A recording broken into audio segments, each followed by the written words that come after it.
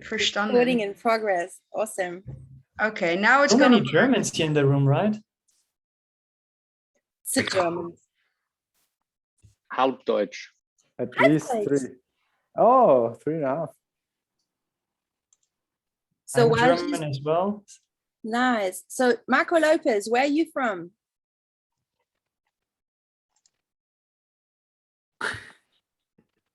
Wait, I'm gonna unmute you. Albert here. I'm Do partly you hear German. me? Hi, good night, everyone. I'm from Mark, Portugal. today. Nice I'm sorry one. for my Nice. English. I'm just learning English. Oh, you're doing very good. Thank you for being here. Tudo bem? Welcome. And where is Albert Mosche from? Well, I don't want to pressure you into talking. Sorry, I'm being pushy. Partly German, but America. Hi, nice to meet you. You too. So Hamza just left the room, I guess, because I'm pushing people to talk. I'm so sorry. Ah, it's working. It's working. Good.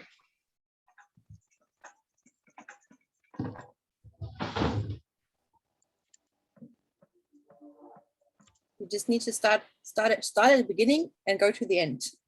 Yeah, no, that's too long. I've checked it. Oh, okay.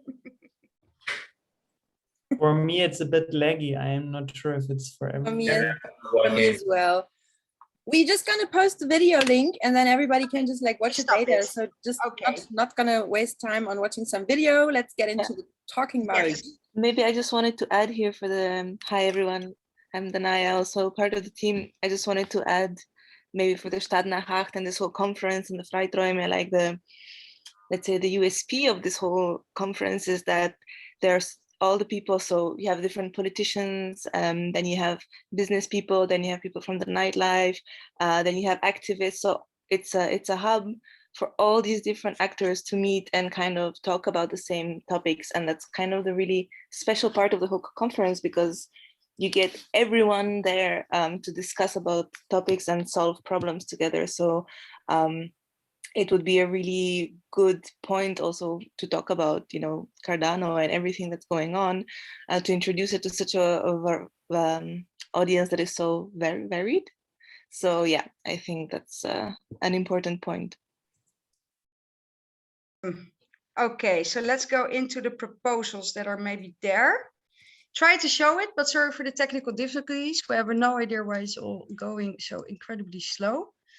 Maybe it's an idea, because I believe also here, Lucas have prepared a board. We have 2 proposals outstanding, but people get a little bit of an idea what we're working on.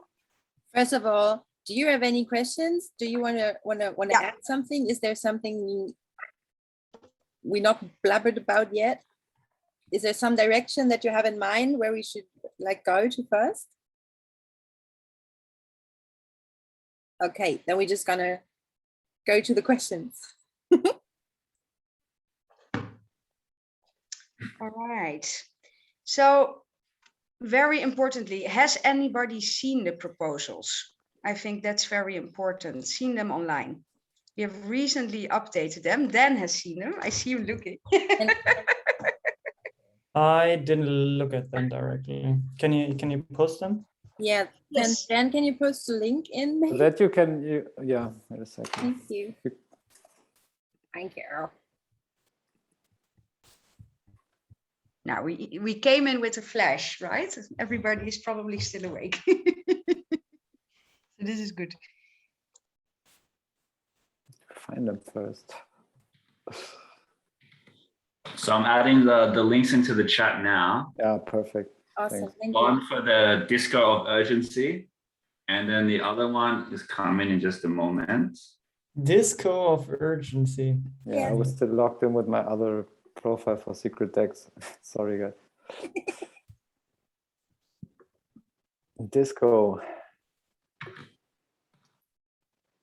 And then there's this one about NFTs, a live event that we're cooking up. But then everyone has access to the mirror. Is this possible for everybody, or? Yeah, I see. I've seen Marco on there, I think. Okay. But it's also on the screen, so Uh-huh. okay. I just got a quick question after the second sentence I read. You said it's good to include queer and female communities. Is there a reason why it's queer and not LGBTQ or something like that? Yes. Lise, is it? Actually, yes, because in the work what we're doing with Space of Urgency, we're working with also a lot of LGBTQIA plus queer community, but we call them nowadays, we call them queer, because the element is there are so much exceptions also to the word on the moment that a lot of people, especially in Berlin, so it could be a local thing, but are very comfortable with just calling it queer because it encompasses so much different identities. So only if you would, for instance, say LGBTQ, that is already for a lot of people not completely inclusive. So we debated quite a time around how doing this. And we work together very closely with Space of Urgency with the Guerrilla Foundation. And after having studied a lot of social movements, they say it's actually the best thing to say queer. So we actually kind of adopted that and went that also for this strategy. So we're very aware of that, but it's more to put it as inclusive as possible there. Yeah. Okay, thank you. Formally I didn't know verified. that the discussion with the LGBTQ developed more and that it's even, yeah. Yes, Interesting. yes. That's why it's good to have these guys bring these communities in, you know, because Yeah. they know exactly. And as if people have also the proposals open, it's very good to know the distinction between the two proposals and why we put in two proposals especially. I don't know if everybody has that already. I mean, maybe also just to add a little bit more on this awareness thing, I think both with United We Stream as well as we've been working 1.5 years in the digital space, we have learned a lot about awareness and how people feel and all these names and what language to use in the digital space has been a really big challenge as well. So we have a lot of tools and mechanisms we developed, and I think that can also be very useful in all the new digital platforms that we'll be making.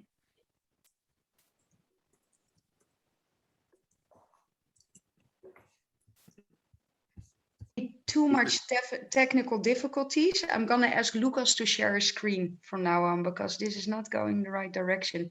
I have a lot of internet problems. Yeah, sure.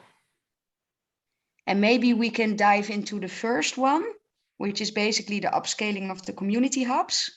And what's the idea behind it and the connection to also do the other one, which is actually the value onboarding. So how this is related to the work we think we really want to do within the Catalyst community and the Swarm. So I will stop sharing my screen. We need to do this because it's technically not going very well. Yes, sorry for this.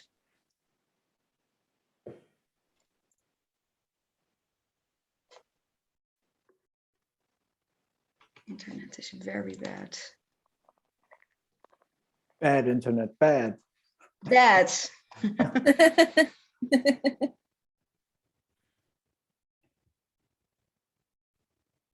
And is there something, who should start saying something about the first one? Because it's maybe good to have it open, right?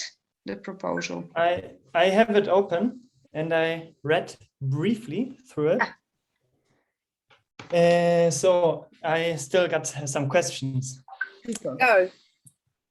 But I mean, it's cool, and we already talked a bit last week, right? But and so on how many proposals, etc. And cool that you reiterated on it.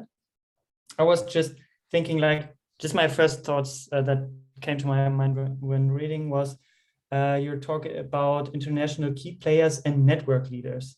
So then I was thinking, okay, in which realm are we now talking about? So international key players in music, art, and network leaders. So this is a bit vague for me as a community advisor to know what that means. So I don't know the space, and so a bit more information on that realm could be helpful. So, for example, I don't know, mentioning something about the other events and players that are participating there. So what does it mean? So yeah. That's Or very, maybe very good. you read it somewhere down in the proposal, but I didn't see it so far. Well, it's a very good hint because we should put it, if we put it further down in the proposal, I'm not sure if we did, because we're like in this like all the time. So it's very helpful to have someone look at it and tell us like, well, which realm are you talking about? So we can like move it up a little bit, because that's a very valid thing. You can also upload your presentation. I think you meant you have like the first presentation that you made for Cardano, you know, you mentioned, or you had 2 slides with all your network, like the complete network basically. And I think you can upload picture, like images, and maybe you just upload these 2 slides to the proposal. Awesome. Awesome. Because maybe, Anna, can you maybe explain a bit, because in the first one, you know, we have maybe a question also regarding the first proposal, that we're okay, we want to create this hub, which is really a transitional hub for certain, you know, actors, and how do we see those key players and people we are working with? What functionality and what kind of role? And what kind of question do we have related to that proposal we can treat now? And I'm thinking together with you, but especially the element that we have written in there as being that it's a transition hub in this kind of sense. Yeah. The Like networks. what I'm really interested in, like the question which is like in my head all day, is like, what is the status quo at the moment of the Catalyst and Cardano community? Like, how big is the knowledge gap? Is there people coming like us, like completely noobs who don't know how to do fucking presentation on a Zoom call after 1.5 years of pandemic? And is the like, how is it? Maybe, I don't know. Jacob, do you have some experience on that? Like how many people, like there was said like thousands of people on board? Are they all like? Usually they get told by someone who already knows a bit, and then they already know a bit. It's like, or they go and get the knowledge themselves, but then they're most likely also tech related. So if they're not tech related, then it's mostly through friends or family or someone they know telling them, I guess. I mean, I think, so the question is how you measure that, right? And if you look, for example, at the Zoom calls we are having here right now in the town hall, which are like highly engaged members, most of them have more this kind of technical background. And as is written in the proposal, most of them are men. And then if you go to idea scale, I think the official numbers were that there are like 30,000 or something like that, or more than 20,000 that registered on idea scale. But we only have statistics if they are like entrepreneur, I think developer, and I think there's a third category, right, Dan? Don't remember, but there is. Like, those are not the only 2. It's like developer, marketing, a teacher. Like if you sign up, you mean the categories, right? Yeah, exactly. Yes, marketing, teacher, developer, entrepreneur, other. I don't want to say. It says Other, yeah, it does say. But also no one knows if like anyone can do multiple accounts on idea scale, so you don't know if those are really individual behind the accounts. Yeah, but Anna, your point was how your initial question was how big the knowledge gap is of people coming onto Catalyst. Why is that of interest to you? Because I'm asking myself, like, if we're aiming for a workshop to bridge the knowledge gap, I know that what our community has, like, it's almost zero. So we need to like onboard them on, okay, what is a blockchain? What is Cardano? How does it work? So we need to start from zero, because this is the majority of people that we want to bring into this universe. And Yeah, they have the interest, but how far do we need to like teach them so that they can like make the onboarding? You know, I want to measure the gap between.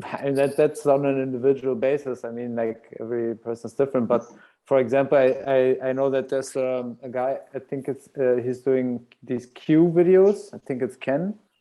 And then there's Strength in Numbers, who are also translating a lot of content from all different languages. But there are in the community definitely these education drivers that you could just invite to the table. That would be amazing. And set up maybe a brainstorm, and then see what the best idea or format would be with the artists together. Yeah. So what was they called then? Sorry, I missed what they're called. Wait, I put it here as a. Because one of the questions is like, who from the community can give workshop tutorials, presentations, you know? So if some people have some ideas about different people, like I know that, for instance, I used Trevor, what's his name, for the mini proposal. I went through his Thibaut, yeah, Thibaut the other week, you know, to help try and make this, and this is really helpful.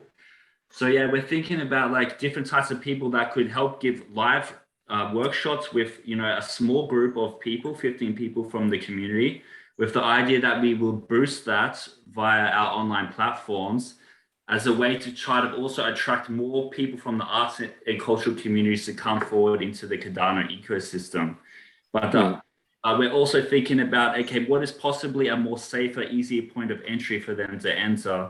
And this is why we're playing with the idea of creating this kind of community hub that is sort of sits in between the community and the Cardano Catalyst community. It's a sort of a place where people can sort of learn and sort of develop their knowledge and education about Cardano, about crypto, about, you know, different ways that they could leverage it before they feel comfortable stepping into the Catalyst community, being part of the town hall conversations.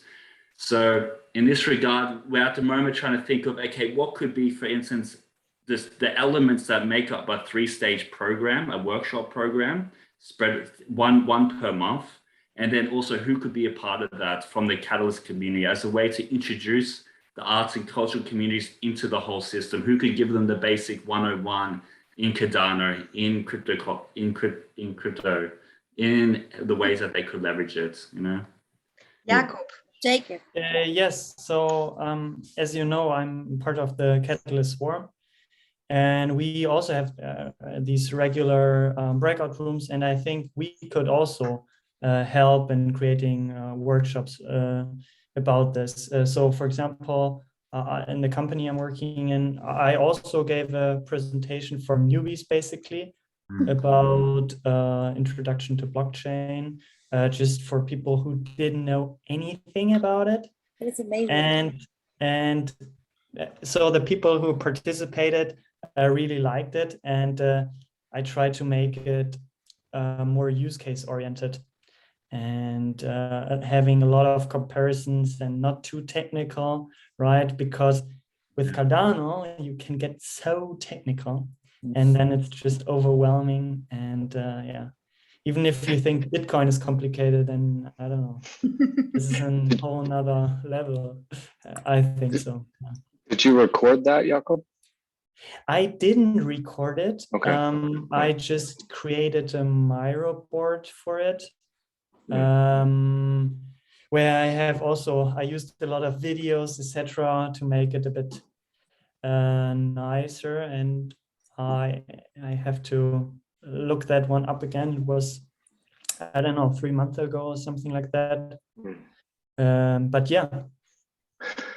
One thing I wanted to say to everybody was, or is, I'm trying to find it, but I don't find it right now. But if you go in, there's a lot of, in Project Catalyst, of course, in the challenges, there is a challenge that very much deals with this idea of how do you onboard new people. And there's a lot of activity going on with aggregating videos, and there's a lot of content providers that are producing this kind of stuff. And I think the links at the end of the town hall have some of those links. And then the Discord is another place, of course, where everybody's meeting. You can make your own room. You can make a room there for what you want to do, and just have people come and join and organize. So. Thank you. That is a very, very good hint. I can also just say a few things about, like, it's funny because I was thinking, okay, working in different capacities. I'm doing it through family. Like, I'm going to give all my nieces and nephews, a seminar in Cardano, and basically as a way to help give them presents, because I've been involved in Cardano since 2017, and involved in the SPO, the stake pool projects. We were firing up, a partner of mine and I were firing up a stake pool and all kinds of stuff. So and we're both artists, or trained in art anyway. So it's interesting. That's why I joined this group. I wanted to see what you guys are wanting to do. So there's a lot of thoughts that I have as well. I think it's really exciting. And I'll be in Berlin. Is it? Nice. For the summit, for the meetup. So yeah, we can meet. Nice. Awesome. I'm actually based in Stockholm, but I'm in North Carolina, where I'm from right now. And I'll be flying over on the 22nd or so, probably to Frankfurt, and then taking a train up to Berlin. So nice. We can definitely, and plus I've filmed a lot in Berlin. I'm a filmmaker more than anything, and involved in video art and stuff like that. So it'd be really great to try to pair these two parts of my world. Again, the art world that is starting to fire up all kinds of things, all kinds of cylinders on Cardano and whatnot. And I think I'm not sure, but I'm very curious about Atala Prism as a tool for digital identity, of course, but also then getting, I don't know how it's, I don't have any ideas about this yet, because I want to be in the Atala Prism sort of space, just because I was working with a friend on a tech solution for identity assurance, as we called it anyway. This idea that you want to protect your identities online, and all of your stuff. Anyway, that's a long story. We're not involved in that project anymore. Basically, Cardano, we gave them, and I can say this honestly among this crowd, actually sent them our infographic and pitch and everything back in 2017. They did not have Atala Prism anywhere in sight. Now it exists. So basically, I say they built it. I built what we wanted to build, but it's not quite there yet. The security is not there, but I think it could become a very useful tool in networking and bringing people into the community, so to speak. Just to answer an earlier question, to say, just like they're doing in Ethiopia with 5.5 million, students and teachers and everybody in that ecosystem, if one were able to create through Atala Prism potentially a kind of trajectory for the arts, and to bring communities from around the world, like you were talking about, in through that, then we could hopefully, I don't know, how to gain or build a kind of group there, but maybe that's a proposal to get funded. But that is very interesting. Lucas, can you zoom a little bit further out? Because I think also in a kind of sense that also perhaps is, the reason we have two proposals is because on the other hand, we have this value onboarding, and given also all the possibilities we are in creating long-term social impacts, we are, for an instance, also thinking, how can these stake pools, also in the future be a part of a more long-term wealth distribution system, how we can empower spaces, and how can we create, that is then the element, a disco, together within this community, which is then, of course, a little bit to read. And we talked very briefly with Dan about that, and he says, I don't know, indeed, something new for us, a kind of self-organized structure also there. So we're looking at a lot of ways actually how to create more of those long-term impacts for artists and spaces, and especially the other proposal we have there, where we of course really ask for a fraction of the amount that is there, also because we're new, we're getting started. Very importantly, we have those artists. We know amazing graphic designers, people well known that are in musea. We know artists, DJs that are on the highest level of what they do.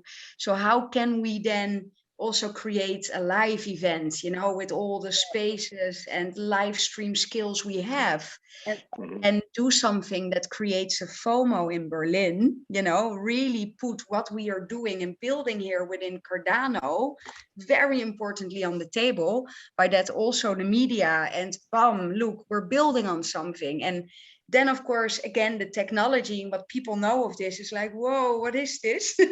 But we believe that we have a lot there in our networks that we can bring in, and that we also, of course, now, since we're in this Catalyst community, can share. So that is another element, just not thinking over that other proposal just about a hub that we set up, and that is really a long-term investment, something that needs to grow, where we onboard those cultural actors and artists. But this is the other element also, where we think about how can we then also redistribute or distribute wealth in there, and create with people, developers on Cardano, probably even NFT maker IO, a situation where we really start to experiment and every time go a step further and then hitting the large public, you know, with this on multiple levels. But also with this, how can we grow this more, you know, this distribution of wealth? How can we create something there that if we have a hub, we slowly build out a whole association, so to say, of identities? Maybe you want to say something, Anna, of that. Yeah, it's about like, as we experienced like during the pandemic, like with this decentralized network of United We Stream we have, this has been like the most chaotic and most inspiring time of my whole life. It was insane. Like, we've been so far away from each other, but we're so close to each other because everyone is now like in this kind of digital rooms, like feeling safety around here. And also like the digitalization of arts has started a long time ago, as you might know as an artist yourself. So the new generation, which is coming up, or which hasn't been able to learn about this, only reads in the newspapers now about this NFT hypes, where it says like big headlines, like a 12-year-old sold some whale for $300,000. And then I have artists coming up to me saying like, how do I do this? You know something about this blockchainy thing? Like, how do I do this? And I'm like, well, I don't really know yet. I'm trying to find out in the community how to do it, because I'm always saying like, yeah, we mint that. We just mint that.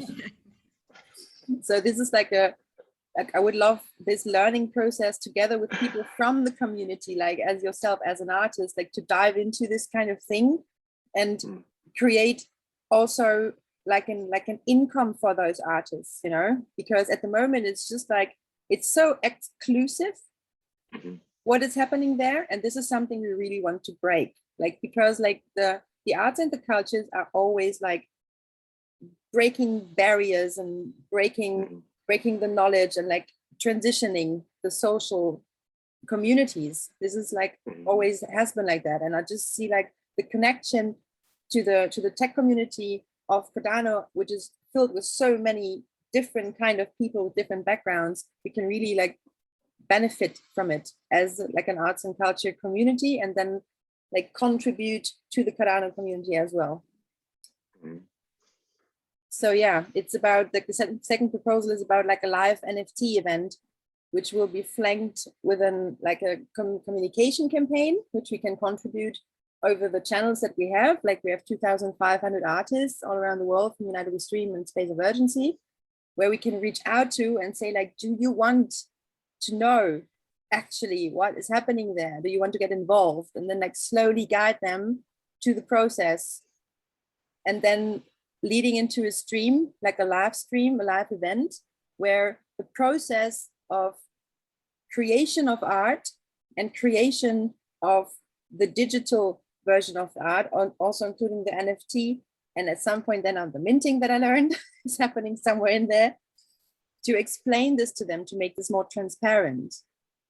And I think this also kind of then grows the whole participation of different communities. So it's about like, you know, it's not just, okay, like the artist performing something and the audience, you know, taking it in, but actually now the audience also has a role maybe with a different type of skill set that they can help the artist. So this kind of develops like activation and people meeting and with a reason, kind of like not really a gamification, but just more active participation of all actors. And I think that's, for me at least, that's a really, really big and interesting part of this development. What would be really cool is if you would have like a networking event or something, or an after party after you learned about NFTs, and that's actually where the minting happens, when the DJ and the VJ are playing a set, and everyone that is there that has can log into the website, and whenever he feels like this scene, I want to have this like commemorated, he can just like hit the button, and then 3 or 4 seconds of this audio and this visual get saved and then minted as an NFT and distributed to this person. That will be really awesome. That is a nice idea. Yeah. So yeah. Yeah. Wow. There's it's a whole new universe for us. Sorry for jumping like on the topics like left to right, like lunatics, but well, we're getting calmer with each town hall because we're not going to leave so soon. No, but it is good to see the two strings, and very important what Danaya just said, you know, those things really go together, and that's why we ask for those 2 proposals. Yes. So it's one is more the long-term sustainable approach of really growing out tools slowly and slowly expanding. And the other one is really to hit more towards the outside and being able to create this bang that is there to then together work. And that is, I think, very important of it. Yeah, to see it in a bigger perspective. Yes. And also like, I guess that like the NFTIO, as far as I understood, like this is like all the stuff like after Alonso update, which is coming, like is like in the like sort of in the near future. So it would be, I think, a great opportunity to like open the door for the creative and the art, especially also again in the times of pandemic, where I don't know how it is in your countries, but like we had some funds from the government which secured kind of spaces, but all the artists which are always like they're self-employed, if you want to put it like that. They didn't get anything. They had to do like go on state like unemployment money, which is like 456 euros or something like that. So this has been devastating. People have been really brought down. So there's also this opportunity, like developing this whole cosmos and this whole like starting with the onboarding process and with the community hub, where you teach them, where they become a part of this, and then later on like just join in on all the other stuff which is developing in the community, to show them that there is actually tools instead of funding from the governments or whatever to survive. I mean, really, really important is that because the technical side of it is no artist will learn the technicalities, but important, and that's why I loved your idea so much, because what's so important is that they learn about what an NFT is, how to manage it, how to send it, how to look for the metadata, how to check policy IDs, and so on and so forth. And this is something where we have a responsibility as a Catalyst community to show them how this is done. And that's why I liked your approach of doing 3 workshops, one for beginners, one intermediate, and one for the experts, so that if people from your community, they know, I know a little bit, they can come in at the beginner courses, or even look at go straight to the medium courses, and so on and so forth. So let's make this happen. The only thing is how do you facilitate who is coming from the Catalyst community? Will you just have an open call, or will you have an invite list, or how do you want to do this? Very good question. Well, my tummy says like, well, join a town hall and ask, but I don't know the code of how this works in the community. Like how do you reach out? Is there? As you like. Maybe also through the Telegram group. Telegram, yeah, but Discord is definitely Right. the more active. Yeah, of course.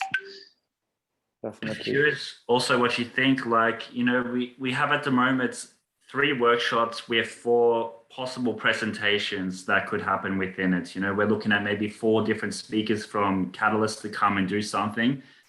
Maybe this is not enough, you know, maybe this should be 8 kind of speaking sessions, like, or 8 people speaking, you know, and this also affects our budget calculation, because we obviously want to, you know, offer at least something like $300 for each person to prepare the presentation and deliver it and take questions and be present in the workshops. But yeah, just trying to think maybe like at this point whether we should calculate for more presenters to be a part of this. You know, this is something that's maybe a little bit plain on my mind at the moment, you know, to make sure that we have a very well curated content and it's going to be enough to cover the whole entire, or give enough scope to the whole entire introduction. Yeah, like I really like, I put it also as a note. I really like what Jacob said, that he has done those workshops already, even for those people who start at 0. And I really like to team up with people like Jacob in the community to bring this together, because we don't need to like invent everything new. This community is amazing and they have done so many like stuff until now. So we just need to reach out and try to like weave it in. You know what I mean? Yeah.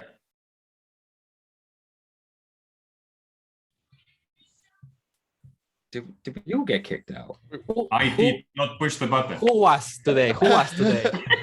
Is everybody? Is it a 45 minutes? You guys stuck here. Oh no! What happened? It's a great experiment. That's awesome. Oh I no! love it. It wasn't me. Is the I same. wasted time talking, damn it. I opened the rooms.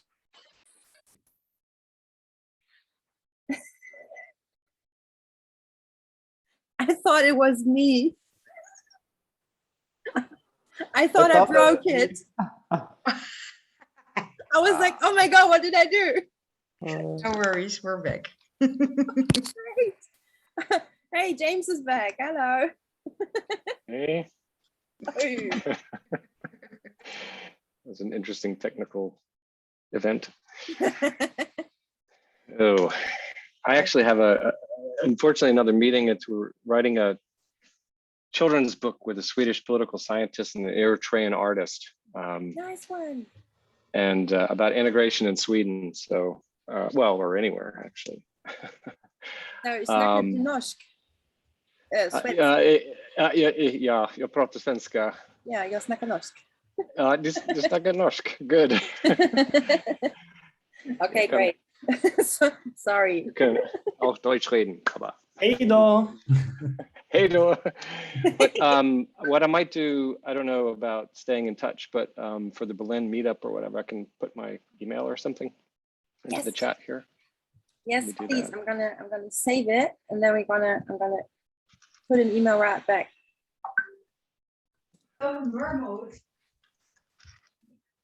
Yeah, so that's a good email. I'm on the leave from a university, so I'm not going to use that one. Okay, good. All right, well, meet on and meet well. For your input, I'm definitely gonna send you just a quick email right now, so that you have my contact at least, and then we're gonna stay in touch and we're gonna see each other at the summit. Absolutely, it'd be great. Sweet. Okay. Thank you. All right, take care. How big will the event be in Berlin? Do you know? And yeah, so Yes. So you have the first 2 days is Stadt nach Acht, and that will happen over multiple locations in the city. what did you say? Stadt nach Acht? What? Stadt nach Acht. It means the city after 8. So we call it nighttime economy conference, so to say. And this is the element that goes in main pillars: urban development, health and safety. It's more focused on really the economy, I would say, also side about night culture, where you have an age range that is 35 plus, more actually. And the conference we are doing, the Frei, is the third public day of this. It's the Saturday, so it happens on the 25th, 26th, and 27th of November. And this Saturday is more for a younger crowd, I would say, very easily. So 18 to 35. It's really a forum by the community event where people talk about urban planning, new concepts, pushing local policies, but it's very internationally. So you have speakers from New York to Sao Paulo to Kiev to Tbilisi. And it's really focused on the presentation of new concepts, but where for us actually the biggest interest, and that's also right now lies, is what we are seeing around us is this adoption more and more about disruptive technology. Since we're a part of this ourselves, we see more and more people wanting to know about it, but not finding really the way why. And since there's so much more likeliness, the communities we are from, the grassroots scene, the self-organization that is happening, the horizontal working of people, sustainability, the just transition, all of those things are part of the conference, but it has not been yet done in the last 5 years. In this whole nighttime economy, which is worldwide, you have over 300 speakers and people that really push this subject. So we are very open to think together with the Catalyst community, if we're pushing disruptive subjects, you know, how can we together at the conference even have a whole pillar there, which really also probably can have a network event in the evening. But you know what? We are all listening to a lot of keynotes always, and everybody gets a little bit tired of hearing pitches.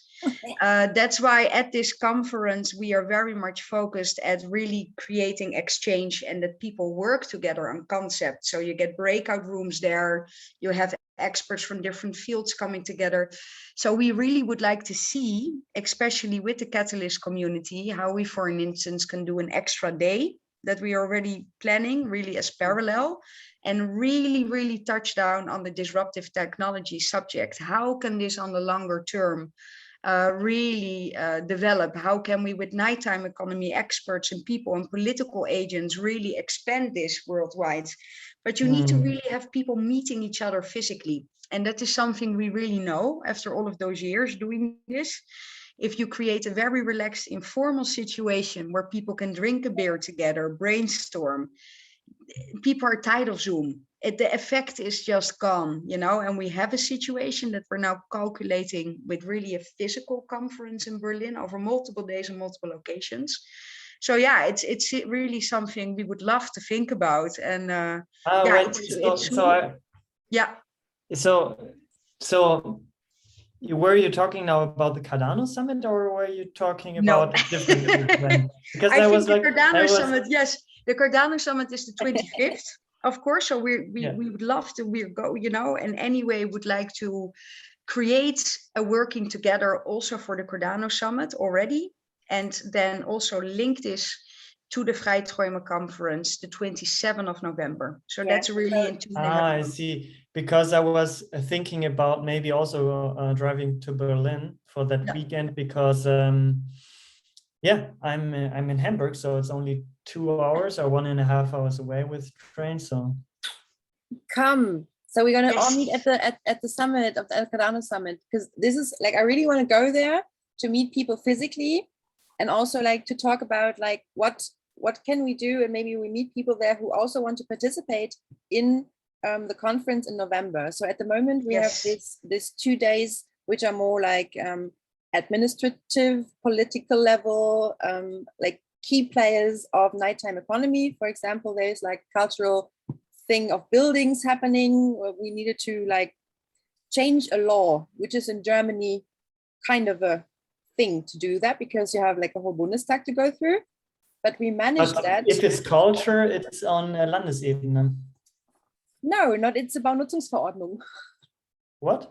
Die Baunutzungsverordnung. Okay. So because I mean the culture domain is on federal level. Culture is federal, but if you're going to the like the Baunutzungsverordnung, sorry guys, I don't know this English word, then you need to change the federal law.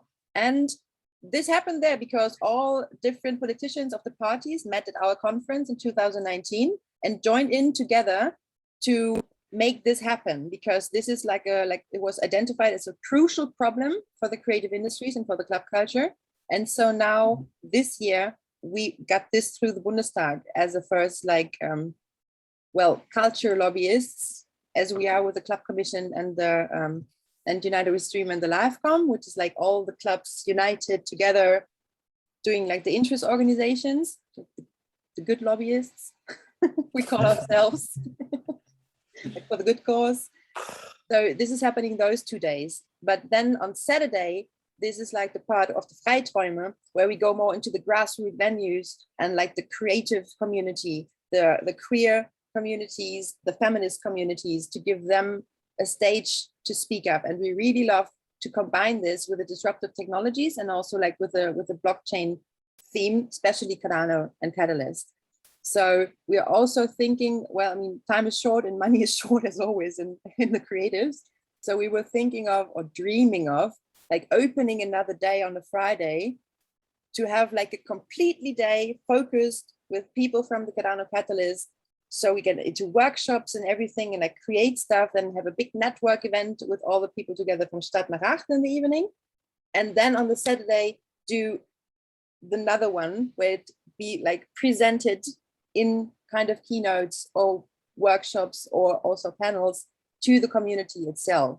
And from there on, it would develop into in the community hub proposal, where we create this long-term transitioning space where people can enter and like bridge and close the knowledge gap so that they feel safely and secure enough in the topic theme so that they can enter the Catalyst community and become an active member. That sounds great. Sounds like I should come to the Freiträume as well. Are you invited? Of course. Please come. Matthias wants to say something, I think. It's good. Yeah, thank you. Very interesting discussion. Got my mind into all kinds of direction, but I would like to ask for permission to essentially pitch an idea on social impact. Yes, please. All right. So first of all, let me post the link. So essentially on an academic level, I'm just finishing up the Masters of Dispute Resolution.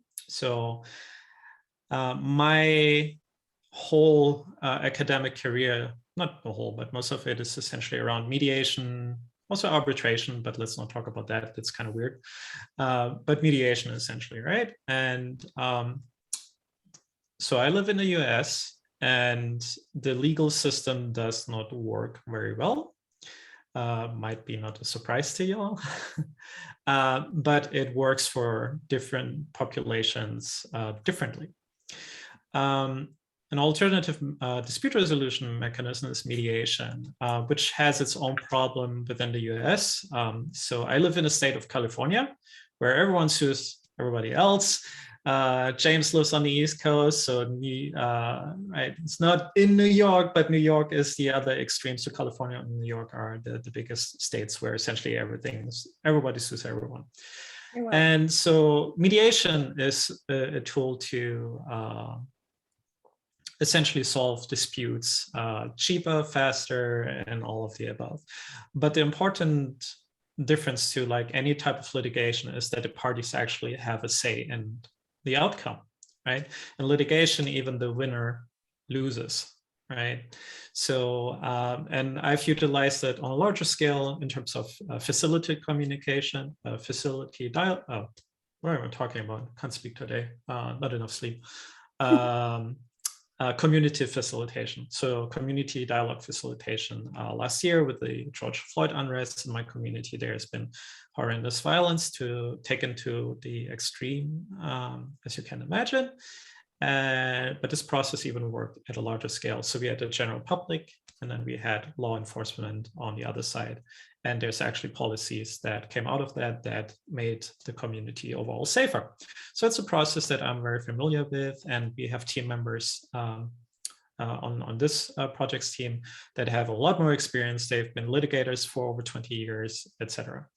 So what I want to know is, so with this dispute resolution marketplace, essentially, which solves a couple of issues, I'm wondering if you think in other places like Germany, this would be also a model that's working, because I know, it exists. I'm just not sure how to tie that into existing legal system, because there's things outside the legal system, but then in the US there's also matters where you have to go to mediation. For example, family law. If you divorce your spouse, for example, you are being directed to mediation first. So I just want to get an idea how the future could look like, because we want to expand to all of North America, and we have contacts in Africa and Latin America. But Europe is essentially a black box to me, even though I lived here for 20 years, 30, close to 30 years. No. Yeah, as if I may jump in there, like the legal systems in Europe are like, Europe is split in so many little countries, and everyone has their own legal system, but it is always capped by the European law. So the European law, like nobody gets like into fights up until that grade, until that level, that nobody does that.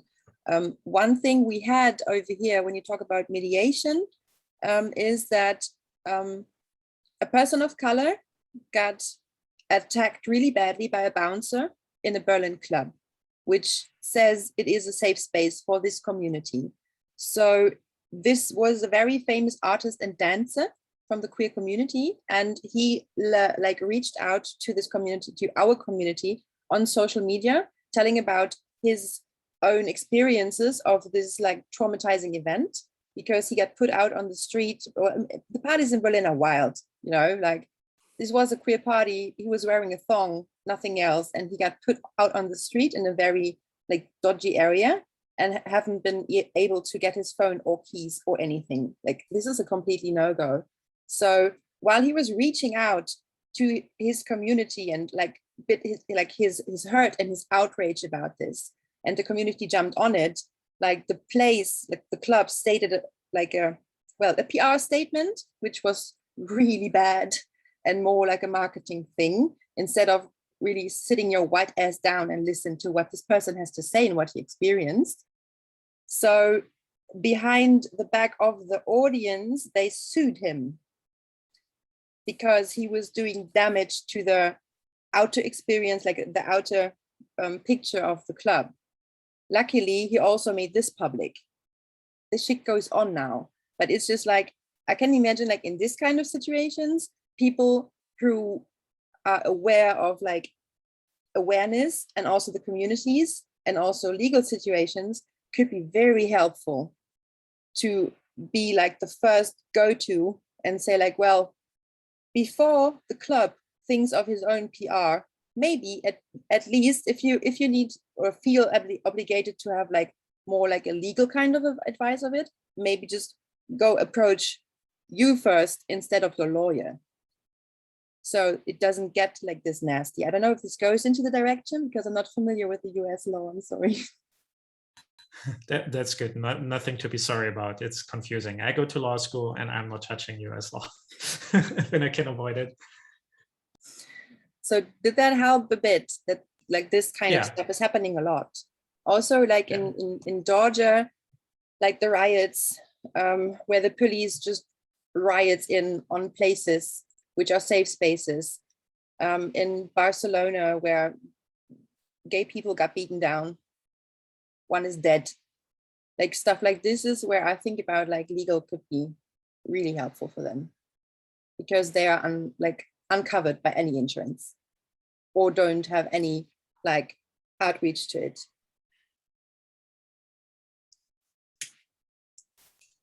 Yeah, thank you for sharing that. It is my observation that it seems like overgeneralizing here, but at least in Germany, people are more willing to talk to each other and try to solve their differences outside the court, while in the US it is no, don't talk to anyone because it can be used against you in court. So call your lawyer kind of scenario. So thank you. So for us, like aiming, like the bigger picture we're aiming at is like having this whole, well, we call it global association, but we're not fixed on, it's not going to be like an entity. We don't have a proper picture of what it's going to be like in this kind of thing. It's just like, we have this whole universe of like different countries and nations spreading from South Africa all the way to Africa to Asia, and thinking of connecting, like this should be like a hub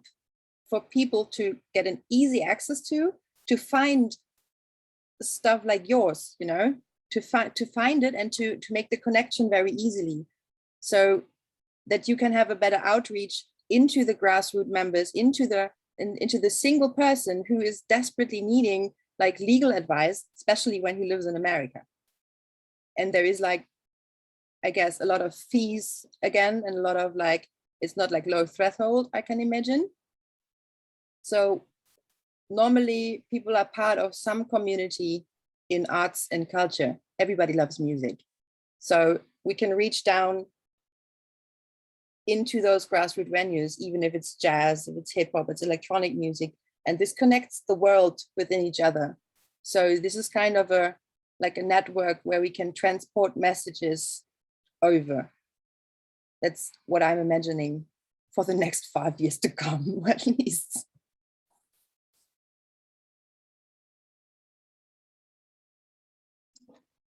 Lucas, are you talking? Yeah, this transporting the message, I was trying to lean off on this because, you know, Anna raises a very good point. Like a lot of our work is trying to communicate between independent scenes and also powers that are sort of making decisions. Maybe it's public administrations or policymakers. And we are kind of work as an intermediary or as a bridge in between these two type of worlds. And we're trying to bring the needs of the communities within kind of the change-making frameworks that maybe a city is kind of trying to create. And we also see this as somehow a similar role that we feel that we could somehow also provide also within the Cardano Catalyst ecosystem, you know. We see that there is a very hard way, well, it's very difficult for people to understand the messages that are coming out of Cardano. You know, it's a totally different language. It's something that is very unfamiliar. This is also quite new, but there's a lot of potential for, you know, these type of scenes, communities to be able to leverage off what is possible within the Cardano ecosystem and all the projects and tech that has been developed. And, you know, this is kind of really also coming from like why we feel like such a disco of urgency could be such a strong project to also be able to develop within this, you know, funding program. And, you know, yeah, I guess what we're trying to also really understand then is what needs to be done then to try and help to transition this language over, to transition this information that we need to get. You know, Jacob, you said that you did an introductory to the blockchain. This is, you know, sort of the direction that we want to go in, to try to think of what other kind of introductory steps need to be done in terms of information sharing and knowledge exchange that could be handed down from the Catalyst community towards the self-organized independent communities that we're working with. And, you know, if we want to make this happen, we need to kind of also make this content a little bit stronger within our application. And maybe we could spend a few minutes, because there's a lot of people here that have been here. James, you said you've been in the space for quite some years now also. So, you know, maybe there's some people that have some inputs about how we could sort of, you know, what kind of are some key points that we need to develop within our programming or educational workshop programs that we should really be outlining within our proposal document. So I pass the question on to James or Jacob. If you have any inputs on this sort of direction, it'd be awesome. I wanted to introduce, thanks Lucas for that question. I want to introduce my co-founder, Julianne, is in Dusseldorf right now and just popped in to say hi. In terms of, sorry, Lucas, you just lit my brain on fire and I don't know where to start.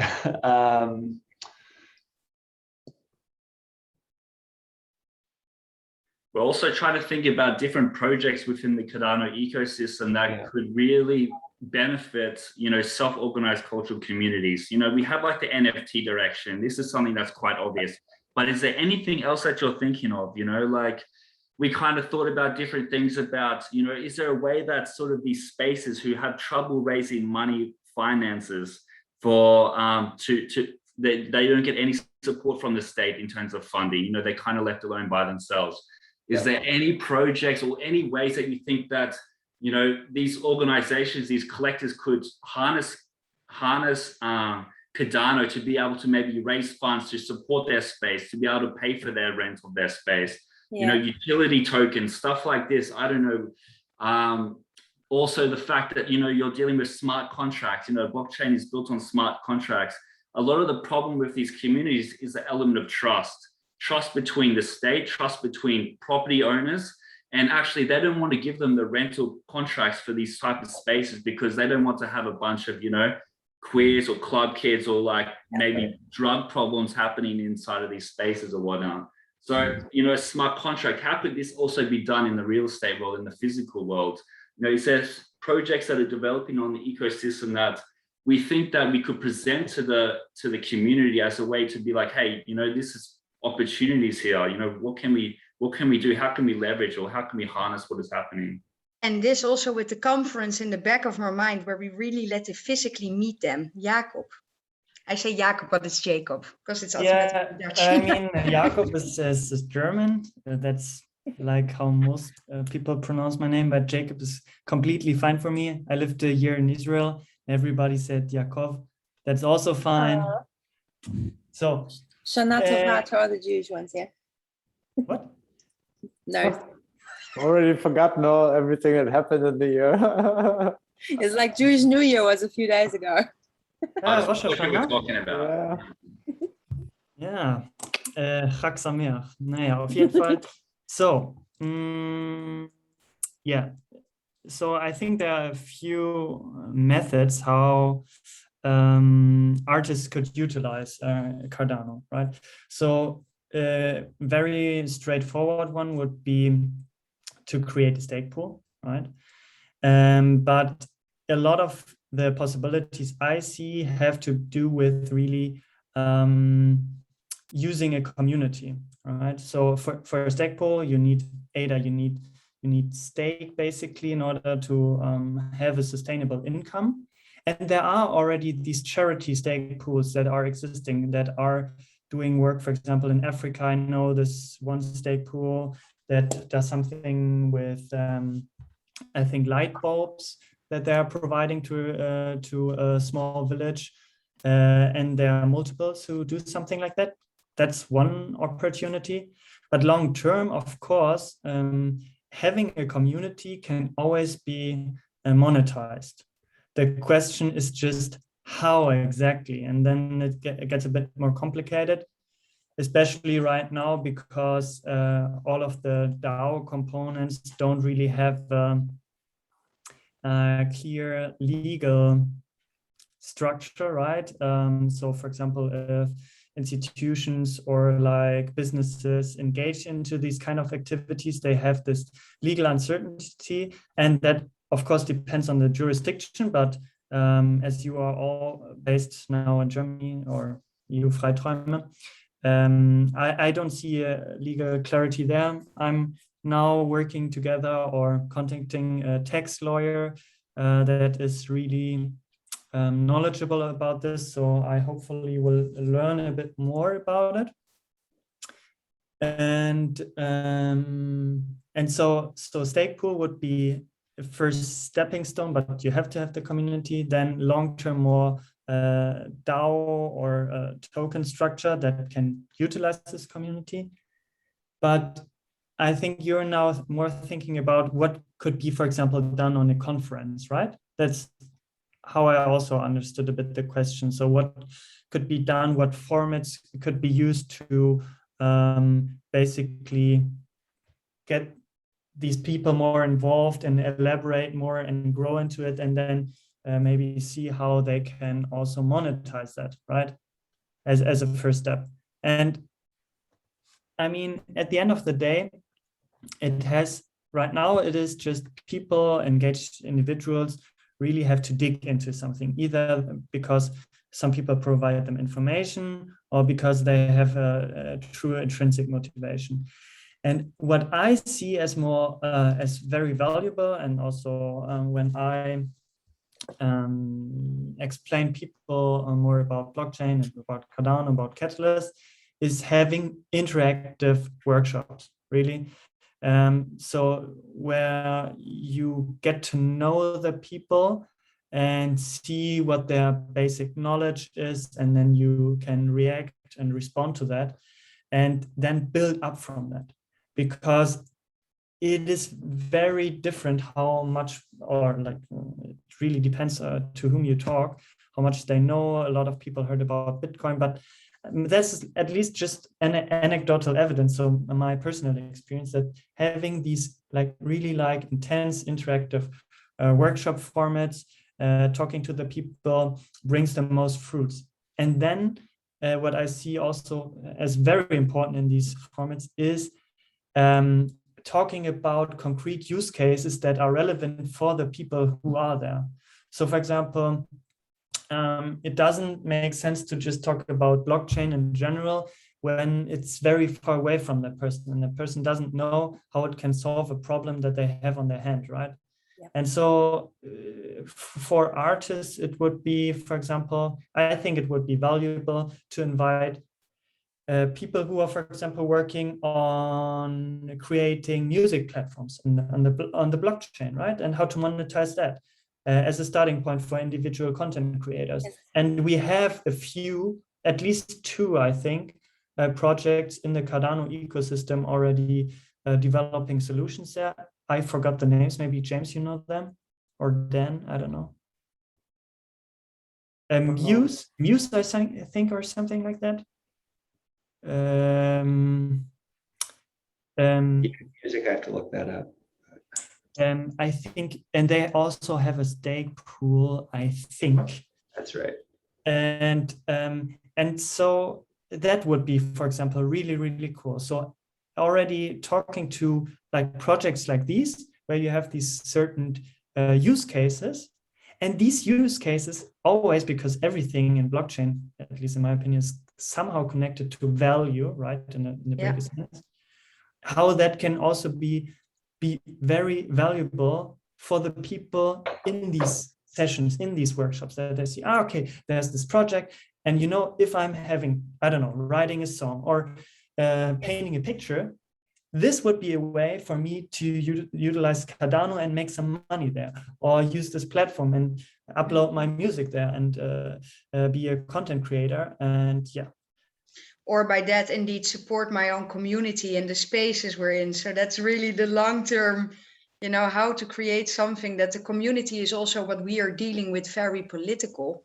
So it's also a community that's based on solidarity and values. And, you know, I think it's a kind of combination indeed of value, very good. Indeed, I mean, we also know it, and best practices, what works. People can identify with that. How could it work for them? I think that the key element of solidarity, and I think United We Stream, we work the same with Space of Urgency on the principles of solidarity, you know, the community really, really supporting the community. And this is very interesting on the longer term, how we can create a distribution within that, so that these spaces, actors and people, and that's also really why we're thinking, become, you know, not in any kind of way, you cannot be dependent of your local institution, you know, so how can this really steadily go out? I think this is very good. And yes, I think that's also with you know, with us, we have been talking NFT Maker IO, right? One of the platforms that's then coming out, but we already put on the, that's the kind of platform direction we're thinking about, right? That is, of course, within Cardano now. And I mean, it's so easy on Cardano to mint NFTs. If you compare that with Ethereum, where you have to write your smart contracts, where you have to pay upfront, I don't know, a few $100 just to mint something, it's a complete game changer. It's actually too easy to mint NFTs now, and it's actually really hard to feel ownership of them. A lot of people are creating them, but then a lot of people are forced to go to one website where they don't own that website. They don't have any ownership of it. to look at their collection of NFTs. So we're working with an Argentinian developer right now who starts from a place of solving local problems, but who built a wallet because he wanted people to have an easier way to look at and interact with their NFTs. And so this is an example of a project that I think could be really interesting to put in the hands of artists and to empower artists to ask for their feedback. What do they expect of a collection of NFTs? How would they want to interact? And then to give them a direct line to a developer to say, all right, now that you understand the basics of this technology, let's now talk about what you want it to do, right? And if we can create the right kinds of get-togethers, then you can have the people who understand and are even building the tech getting feedback directly from people who are just learning about it. And that moment of just learning is a really powerful moment, because that's when we have all of our most childish ideas, right? Our bravest ideas, because we're not impeded by worrying about all that we don't know, because we don't know what we don't know yet. So we ask all the questions, right? And so if we can create that kind of atmosphere and say, hey, artists, here's what you've seen so far. Let's dispel some myths. Let's show you just enough to then bring you in and have you giving us advice. And now there starts to be this reciprocity from which these real relationships can form. We can all start building together. This is a very, very, very, very good point. Also, I just thought about like what Jacob said, like if you have those interactive workshops, like what we can do with our community is, of course, we are connected digitally and in calls, but like with the pandemic moving forward and having like, at least in the summertime, which part of the globe whatsoever is it at the moment, we can meet outside or even inside in some countries, and we can bring like this, the on-chain opportunities we can translate to off-chain value by through this community hub, like doing this, like getting those key players of their network into the knowledge thing, so we can have those physical workshops in all parts of the world and then stream them back or record them and put them on a Discord. And So this workshop, interactive and physical, what you are saying, James, I was about to type you a PM, personal message. This is exactly the kind of topics with all the platforms we see around us in Berlin as well. We have here a Michael Stangl, who was, for an instance, the front person of Boiler Room and also with streaming, etc., who is also one of the key figures or thinkers of Zora platform that is then built on the Ethereum blockchain. So I believe this is a fantastic moment to ask these kind of questions, right? Identity, belonging. So I would really like to take this also to a physical stage on the conference, and then invite and get also with artists that people talk about this, because I really would like a huge sticky note for this. And I thought it also, Anna, but for all of us, it really resonates, this question, how to turn this process and feedback it properly and turn it in a way that it's really, impacting socially in the way it should, maybe in that kind of question. Yeah. Two other ideas that I'm thinking about, just kind of listening and prioritizing. It sounds like you have a network of networks, right? And you have these groups of people who locally are supporting each other in really vibrant blood and sweat sort of ways, right? And here we are together.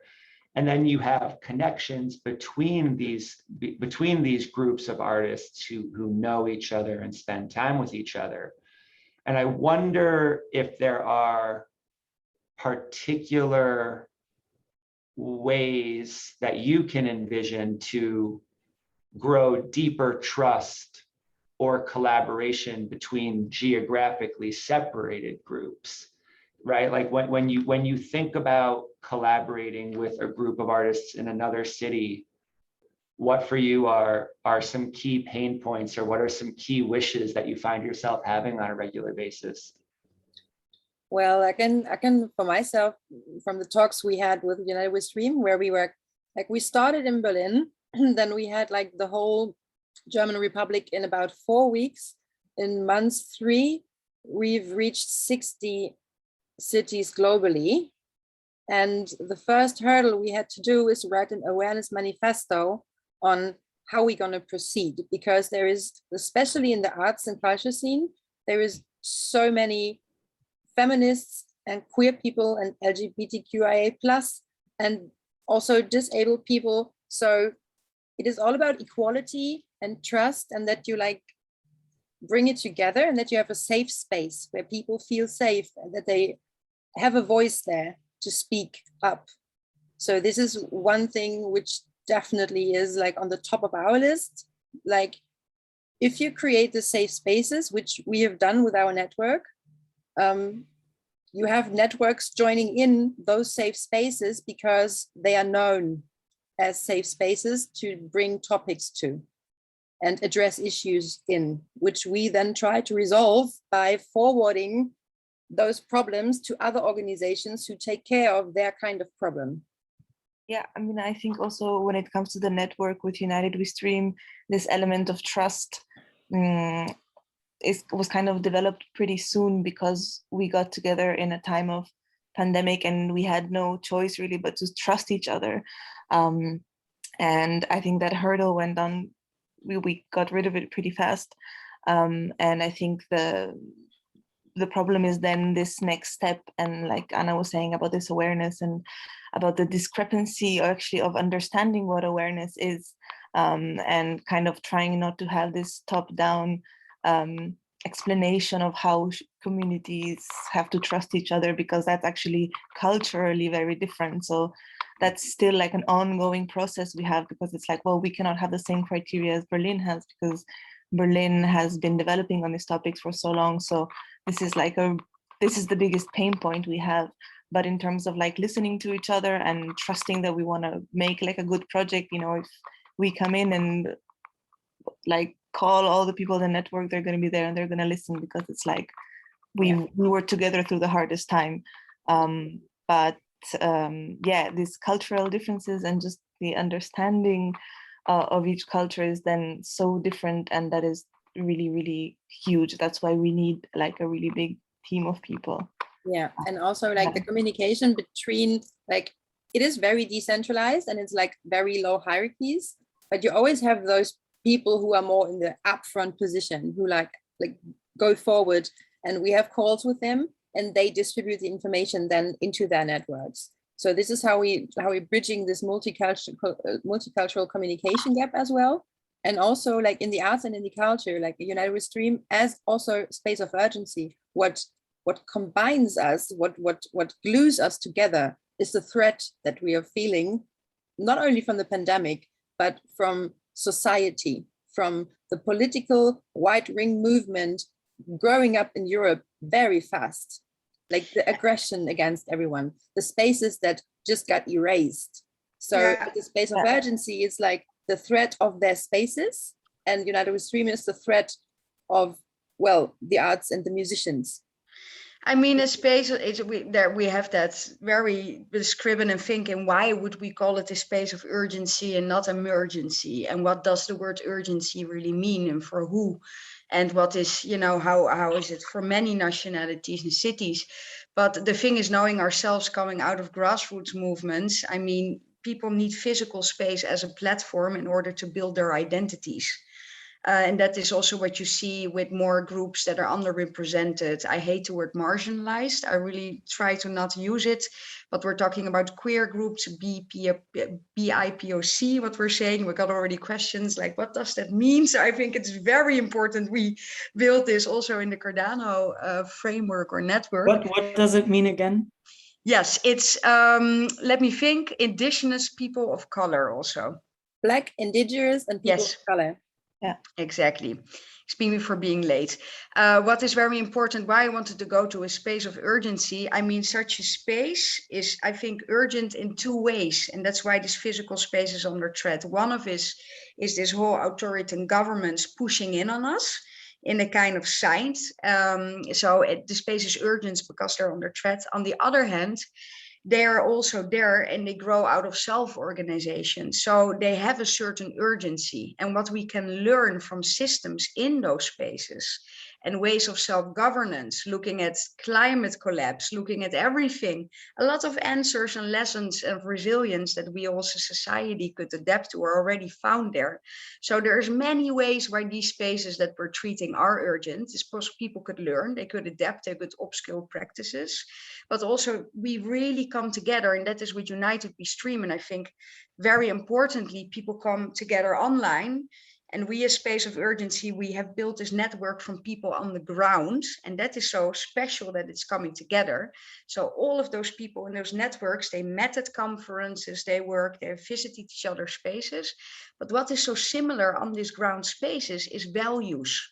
Everybody is sharing the same kind of values. And that is with the safer spaces. So connecting this also to Cardano, the whole mission, the values, self-organization. Yeah. People just need to know, what it actually can be taught from them. So we need to carefully hand that out and make that visible, because the similarities are great. This is a very good point, because this was what drew me to Cardano, like reading the values and the mission of Cardano. This is what drew me there, because it's so aligned with what we're working at. So this was like, this needs to be connected somehow, but I don't know how. And then Lisa and I connected, and Dan came in, and then it's like, now we're here. So there's another problem with being an artist. And it's that in physical spaces and in cities, when you create these beautiful spaces, you eventually get priced out of them. And I lived in New York City long enough for this to happen to me 3 times. To move, to contribute to a community. Yes. And then because the community got so wonderful, to be unable to pay my rent there and have to go and do it again somewhere else, right? And this is the essential role that artists have been playing in cities for a century. Forever. Right? And so I wonder, I mean, this is kind of like the darker side of it, right? But it's good to have a master plan.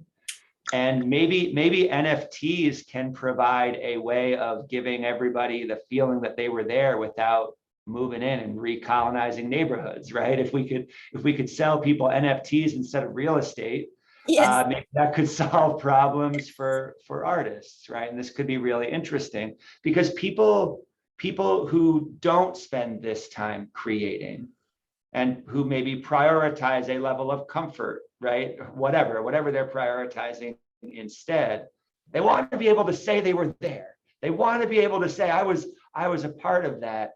And I do think that, right, and just like the technological adoption curve, we can combine these two things. And this kind of live minting, right, can give you that feeling of saying, I was there, I was home, I was comfortable in my warm and clean apartment, but I was also hanging out with the artists, and I was getting, I think there's something magical that we can do there. Now, to the identity piece, we are building identity solutions that are fundamentally divergent from what IOHK is building with Atala Prism. All identity solutions are going to be interoperable, right? The output of an identifier, an issuer of verifiable credentials, is going to create a identity document that adheres to the W3C standard, okay? But our understanding of Atala Prism, which we wish was open sourced already and is not, our understanding is that most of those credentials will come from legacy institutions, states, governments, right? Even corporations and educational institutions that are large enough to issue these.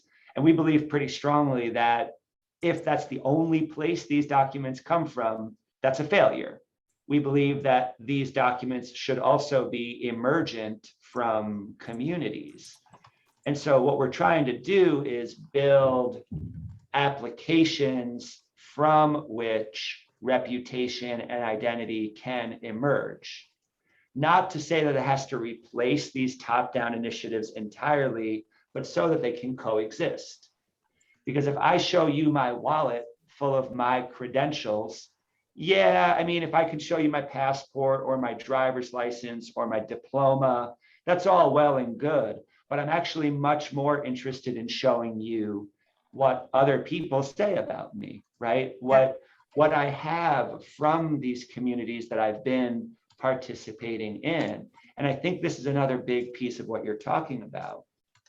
So we've been applying this to the idea of, say refugees as well, right? A lot of times when refugees are pushed out of their homes and they arrive somewhere else, they are judged immediately, right, by the communities into which they are entering. And the same thing goes for all of the groups of people that you're naming, right? Whether it's a disability, whether it's my race, whether it's my gender. For a lot of people, it's a mix of all of these things, right? But if instead I could show up in a place and bring with me an emergent reputation that says, hey, in this place, these are some things I contributed to, and these are the things people say about me, right? Kind of in a way that, I mean, there are social networks that do that, but they're busted. They don't work anymore, right? And so if people could show up and you could look past a disability and see, oh, this is what I've done, what I've accomplished, right? And now this is your access, right? And then the lines start to blur, because NFTs can serve as both access tokens to proof that I was there or I contributed, but they can also serve as this collection of, hey, and here's my reputation. I know you're looking at me and thinking one thing right now, but look at my reputation, right? And now let's have a real conversation. Yeah, that's very good that you mentioned this.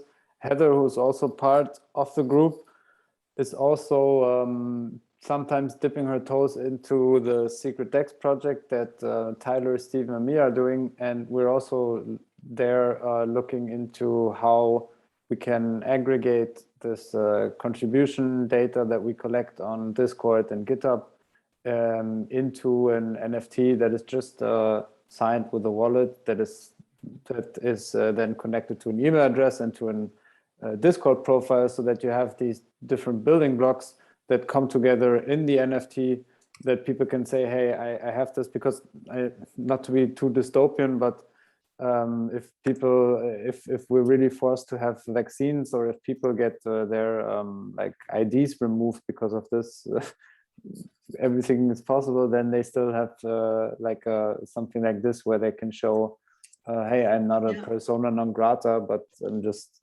not compliant with the Yes. Also, do you like, is it, oh, sorry, Jacob. No worries. I mean, you can just also add your points. I mean, because it was already said so many points, it's hard to keep track, but yeah, just go on. I will do afterwards. No, I just thought like is it also like possible, because if you see a person, you see the color of his skin, you judge him by its gender or its clothes or whatever. So if you are able to erase that on a digital scale, then we have a reach of equality inside. Because there is just so many just judged by the avatar or by the I'm gonna be a giraffe. I mean, it would be great if people would be more judged by how they want to present themselves, for example, in a digital way, rather than by the supposed attributes that you just see on a visual impression, right? Which is a huge problem also if you're hiring or if you're applying for something, right? If you have the photo on there and your name and everything. Yeah. But what I was thinking, so I think you, Anna, mentioned it, right?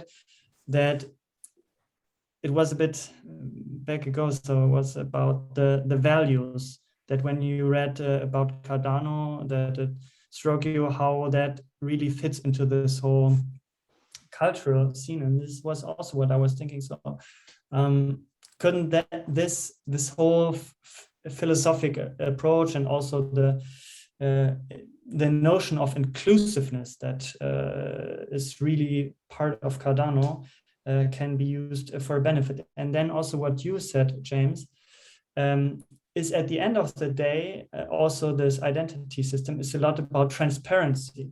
And I was thinking, okay, so how transparent are the networks and the scenes you are currently in? So I don't know that much about the art scene, but this is maybe just my stereotype of it, but I imagine it a lot of times also to be like a high-ranked artist, to have very good connections with the elites, with the art galleries, whatever. And also if you're like music producing. And what I really like about Cardano, on the other hand, is that we have this kind of radical transparency. We have all the projects have their Gitbooks or their GitHubs. Most of the meetings from the projects are kind of public and people can join, and we have this town hall formats where people just see what others are doing, everybody's talking about it. And our goal is also with all the Catalyst projects and proposals is to really take this chaos and make it a bit more visible, right? Yeah. And that you see, okay, this project with these people are working on this and this here. And as I see it or don't see it, maybe you can just comment right now on it, is that maybe in the art scene, that is not that much the case. That everything is so transparent and the communication and how to reach if you're going to, as you said, maybe James, if you're going into a new city. So how the art scene is there and to meet everybody and the different niches, right? I mean, you probably have to know the people. And in Cardano, you can just jump in and then you see, okay, there's this developing group and you go to Gimbal Labs, or if you just want to get a start, you go to Swarm Session, or if you, right? And so, I mean, we are trying to create this, and maybe there could be a synergy, right? To try to get this into here and have this transparency, and then later on with some identity system, etc. Right? I would say that trust as a center point is one of the reasons why those artistic scenes are so splintered. And knowing it oneself, why are we focusing on self-organized spaces? People out of our experiences, also working in cities on these layers, it's often not transparent at all. And I believe coming with a new way of working, we are seeing it since the first town hall and since the first working here, and the last months really like digging in, but we were like, what? This is interesting because suddenly it feels like we're all on eye level, and this is very horizontal, and people are actually helping each other. Yes. So I believe that there's a lot to win, and I'm not speaking for all of it, but I really think, Jacob, you have a very good point there, because for us, this is also a, moment. And I believe many more people, how can we fulfill needs? When is this really needed for people? I think this, next to the value people also have with it, is a huge one. Yeah. Yes. Yeah. And I think this really ties in to when we were initially thinking of this like global association with United We Stream, so connecting all these regions. We were like, oh, what do we want to do? And we were saying like, yeah, we really want to have like a forum or where everyone can exchange all the knowledge in these contexts, especially in the music scene. Everybody is like holding on to them with their life, and it's very like excluding. And we were thinking about how can we make this all public and that it's not so hard to reach. And then I was talking to a woman who was part of on a festival that was online this year because of the pandemic, and she was like, oh, I really hope that some things that we learned during the pandemic stay with us, because she was like, now that this happened and everything moved online, I was able much faster to get into contact with people I would never be in contact with before, because also this festival had breakout rooms and she could talk directly to people who before she would never have gotten in touch with because the contact was so guarded. And I think it really opened like a new way of thinking and a new way of working. And I feel like if we can disrupt this way of working, of hoarding all these contacts and stuff, we have a really good win, and we get to break down these identities that can be very hurtful, which are these very excluding ones. So yeah, I just wanted to say that it's just so nice that this idea has been in our heads for months, and now that we're talking about this on a bigger scale is really exciting. Yes, and what I wanted to add is like, Jacob, you're definitely right. If you look like on the so-called art scene that is visible, like the visible 1% of it, those who are known through media and through everything. But we don't aim at those kind of people because they're good. They're completely fine. We're aiming at the community, which is like lying way underneath it in the grassroots venues, and who are, as Danaya said, like holding on to their stuff for their life, because there is like trust between our networks, but there is not trust in the working process of how we share and how we help each other, because we haven't found the right tool yet. And experiencing like how the Cardano Catalyst community works, this is like an eye-opener. Like my brain is going like that like for weeks now, because I'm like, what? This is how you really work on a very horizontal kind of way to help each other. This is amazing. And so yeah. And isn't that so? I think then it's really great that you have this proposal also to say, yeah, we want to build these hubs, right, as a starting point, right? So just try out how it works with these local communities, and then kind of engage also online and build the spaces. And if it's successful, that you have, I don't know, for Berlin, you have multiple groups or something, and then people in UK realize, okay, I want to do something like this as well, and that it slowly but surely builds on. That would be like step by step. And this is also reminds me kind of the swarm, right? So Felix and Tivo, right at the beginning of the year, they started with these swarm sessions. So it was just a simple online meeting, right? People were there, they had this Discord, and they were just talking. I think, James, you were probably there from the beginning as well, right? Yeah. And I joined a bit later, and it grew like slowly but surely. And from this, it was just a starting point. Different projects emerged and said, okay, yeah, we want to have our own place. So first they started with the breakout rooms, then really projects developed, and now, yeah, so many projects have their own formats, but it was all kind of interconnected, and it naturally grew. And it started with just a few people who were very engaged and liked it, and then it naturally evolved. And maybe something like that could also take place for the art and music and culture scene, and then connected to how can we help each other to get sustainable? How can we utilize Cardano blockchain on it? How can we together mint NFTs? What are stake pools about? What are cool opportunities here? How can we use Project Catalyst? How can we bring adoption? Discussing all of this and everything else, right? Yes. Just in whichever direction it might go, right? And then maybe if very different ideas are tried out, and the format that gains more traction will then be further developed, right? This is exactly the vision that we had for it, because we were like, well, we start small and then we scale it up, and it scales it up itself, because we watched what was happening, like, or Dan explained also to us like what was happening with the Catalyst and the Cardano. And for me, it was like, we need to adapt this. We need to adapt the way that you did it onto our scene and onto like this global association. So I was like, this is like working in cohorts is amazingly brilliant. This is amazing. So the community votes on it, like, which is like the most, well, loved or needed answer for a problem that needs to be solved. So you can harness the power of the community and put it into real action, like over the chain to off-chain value, and create like trust on like a value-based system that we have through our networks, but then actually handing them the tools to get into action.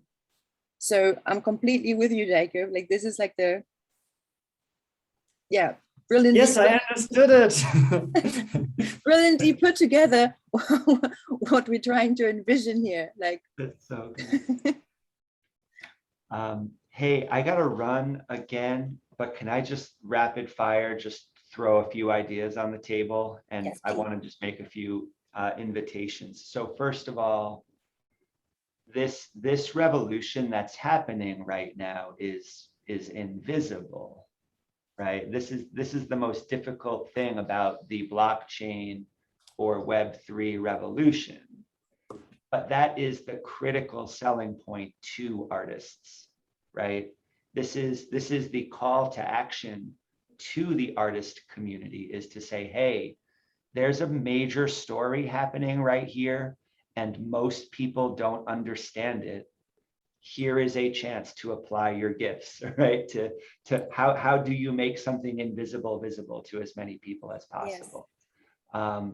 Now, I just dropped a link into the chat here to a graphic novel called Mandala. If you read the blurb there, it's hilarious, right? Like, I think we all can relate to this.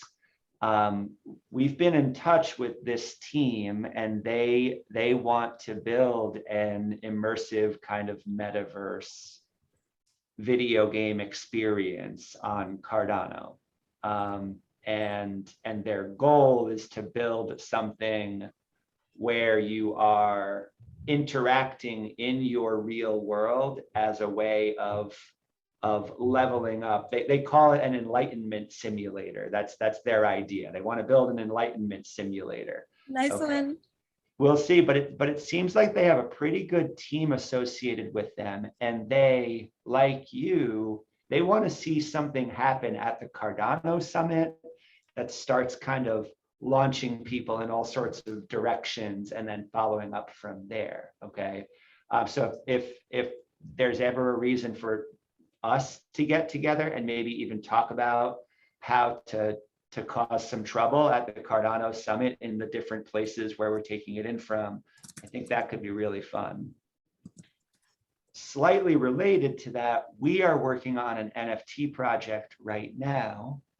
We're calling it Password Chaos, because everybody kind of understands that their passwords are bullshit, and that it's really hard to keep track of your digital credentials. And we just want to make sure that people understand that NFTs are going to replace login information.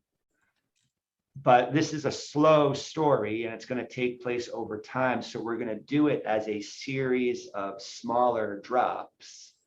And if after we put the first one out there,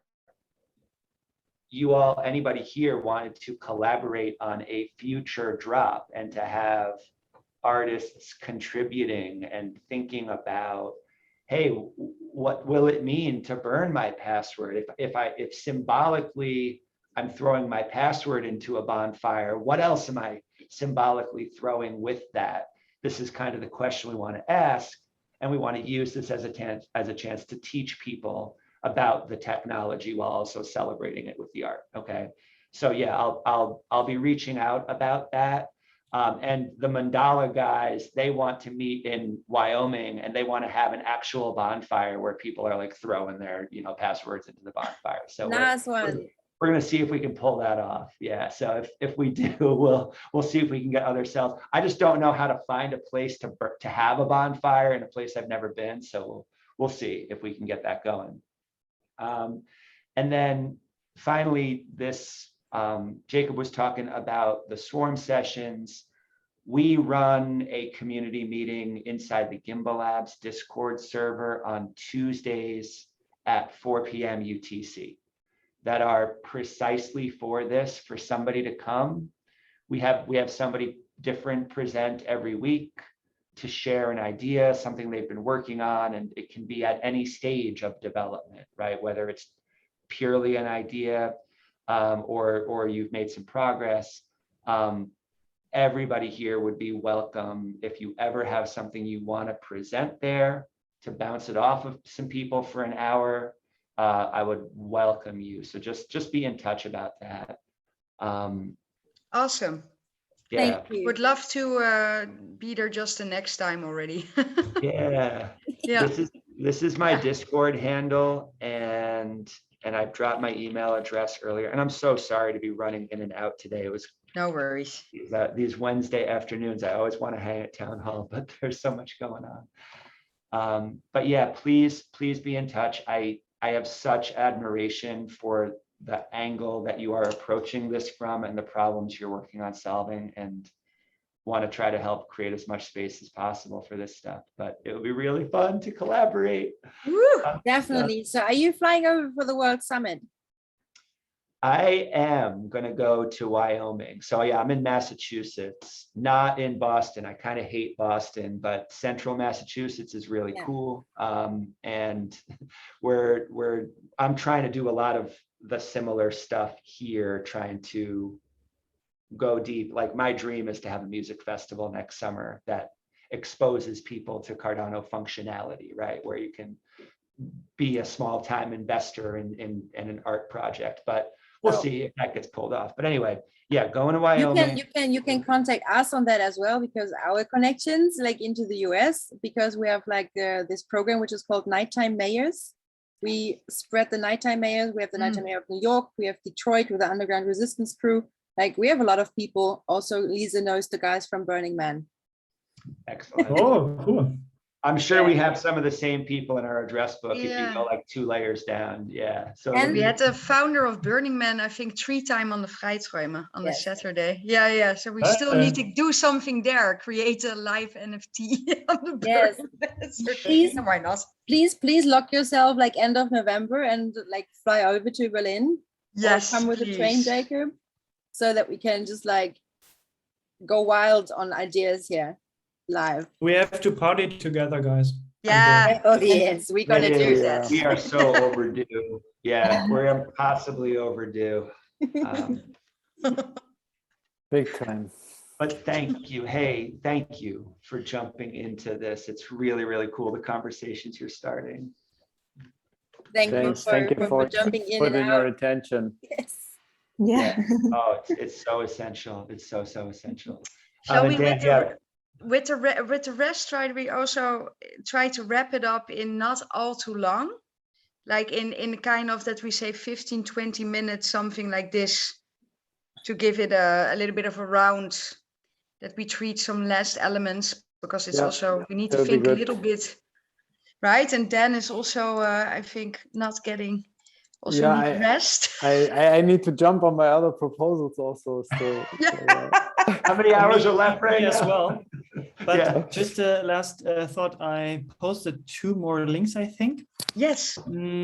So one was the project Neum. I was talking about this Muse stake pool, this music and art project, and I think they are planning to launch their platforms. So it's basically a music platform. I heard a podcast about it, and therefore I know. I think later this year already. Wow. And it's for basically the idea is to create a platform for content producers and not just for network effect like Spotify, which just takes advantage of artists, as you probably all know. And so fair compensation and token distribution. So really cool what they have been being up to. So I can just recommend you to check them out. And I post another link about the upcoming Cardano metaverse. And it's just a story, but I read it and I found it really cool, and gives you more like what can be envisioned. And you mentioned the metaverse as well, all the directions this could go. And the vision at the end of the day is that people who are producing really cool content, might it be stories, music, whatever, will be compensated in this metaverse. And really cool. You can also check it out if you have a free minute. This is fantastic. I was looking for one of the content streams we are doing called Sound of Urgency, where we have artists producing content to empower the spaces. And then you can also NFT or stream. So this is, I just saw this and I was like, yes, super interesting. Yeah, thank you. Yeah, I put all the links and email contacts in our little note doc as well. Yes. Awesome. Yeah, cool. So let's maybe last 5 to 10 minutes. I know that Anna has quite some energy, but I think maybe in the evenings, right? But yeah, we have also go all night. Who's gonna we stay have with this me? proposal still to fix up also. So let's see, Lucas, you also wrote a lot down. Have you seen some open summarizing questions that we missed out, or?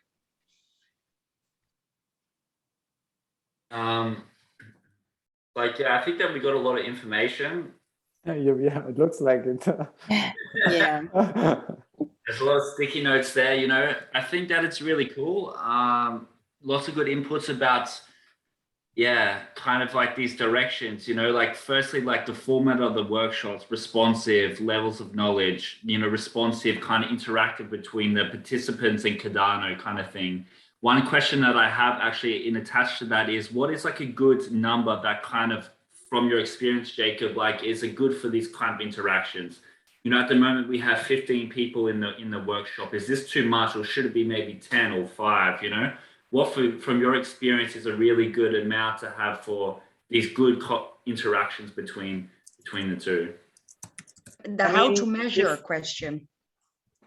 How to measure interaction? No, it doesn't. It's not about how to measure interaction, but how to just make sure that there is interaction, and you know, all people are kind of having a room to participate and things like this.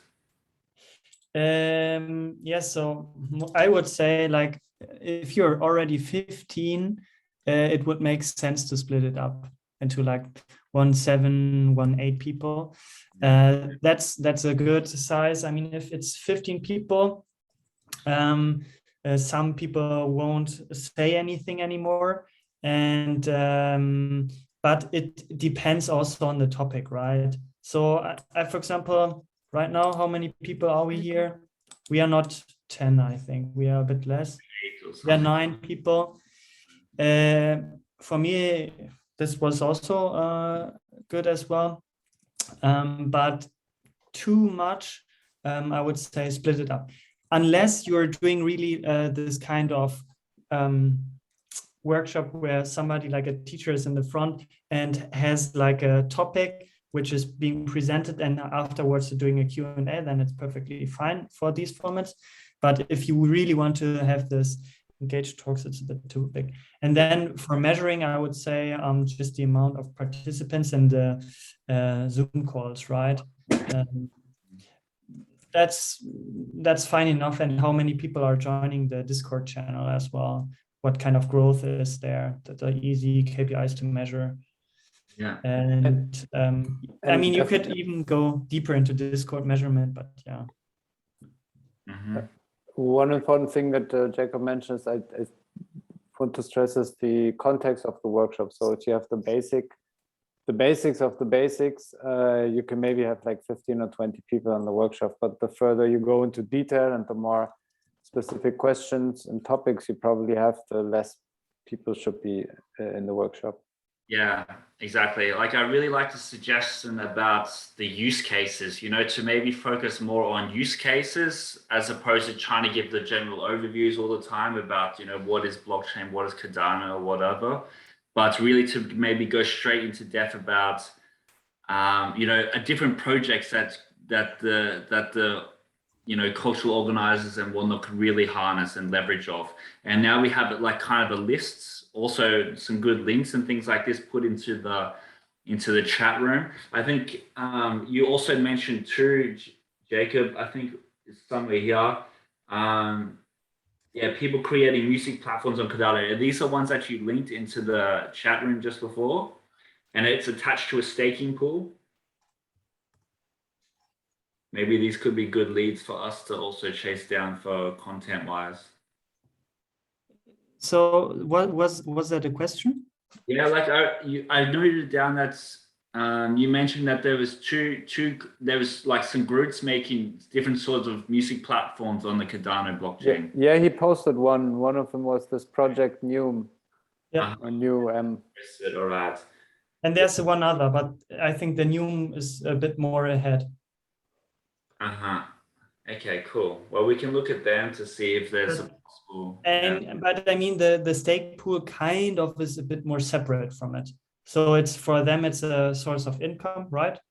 Yeah. But it's a different topic than having, this other platform. But to be honest, I think it would make more sense to approach small audio artists that are creating NFTs on Cardano now. For example, this Egon guy that experiment with that actually use the limitations of the blockchain to create like a different kind of art that wasn't there before.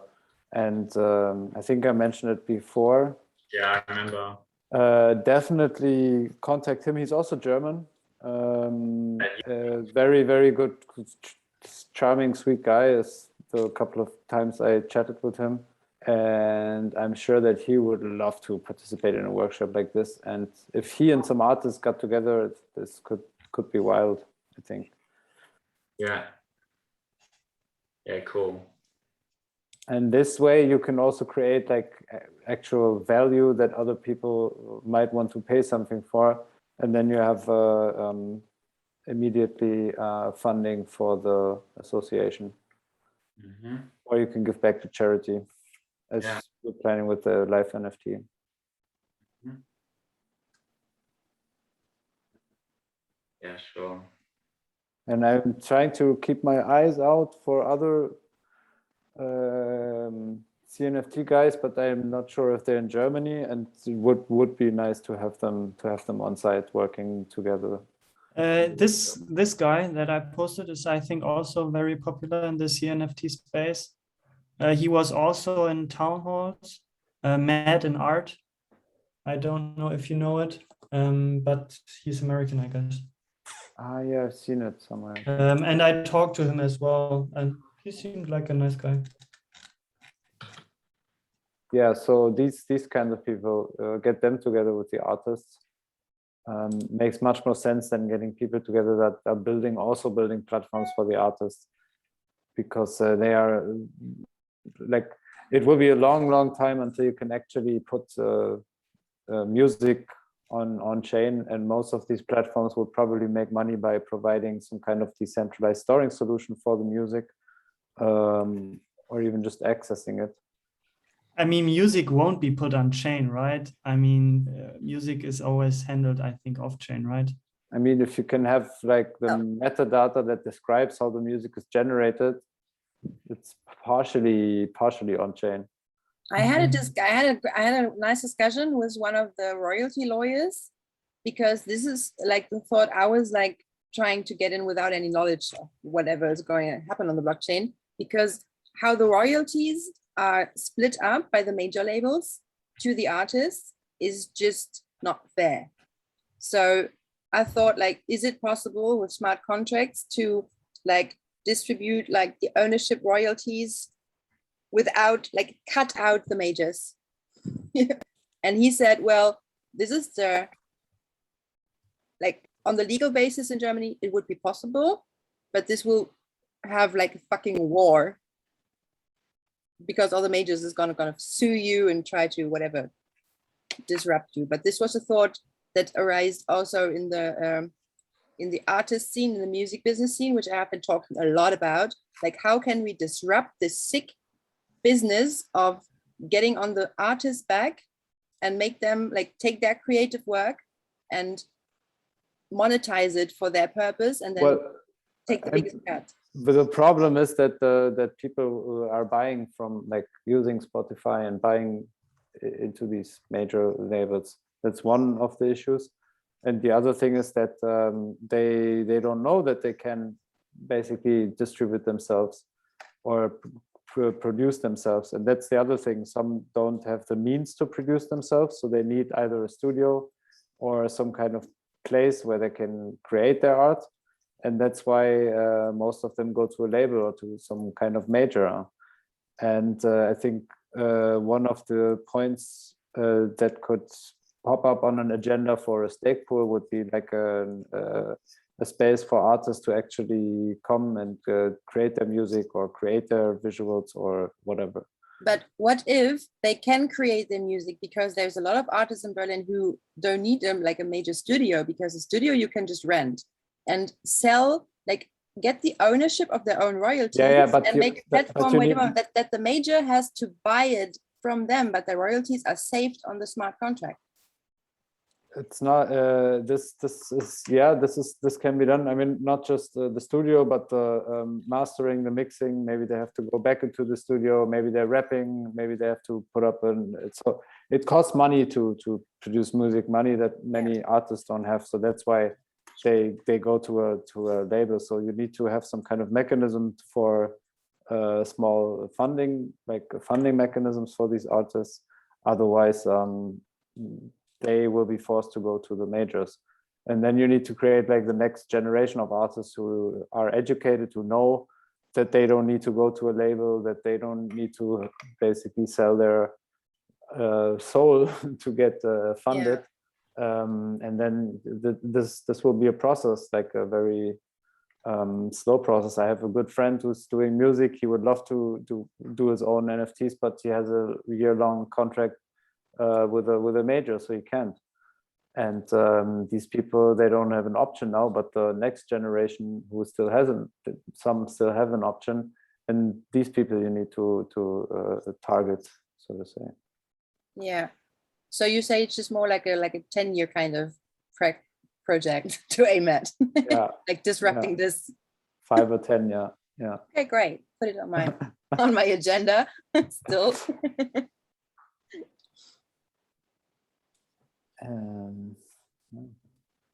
All right, guys. Consumer behavior too, right? You're not just changing how things work for artists or distribution. Bye, Jacob. It was really nice talking to all of you. Same. Thank you. See you soon. Appreciate it. Wish you the best for the proposals.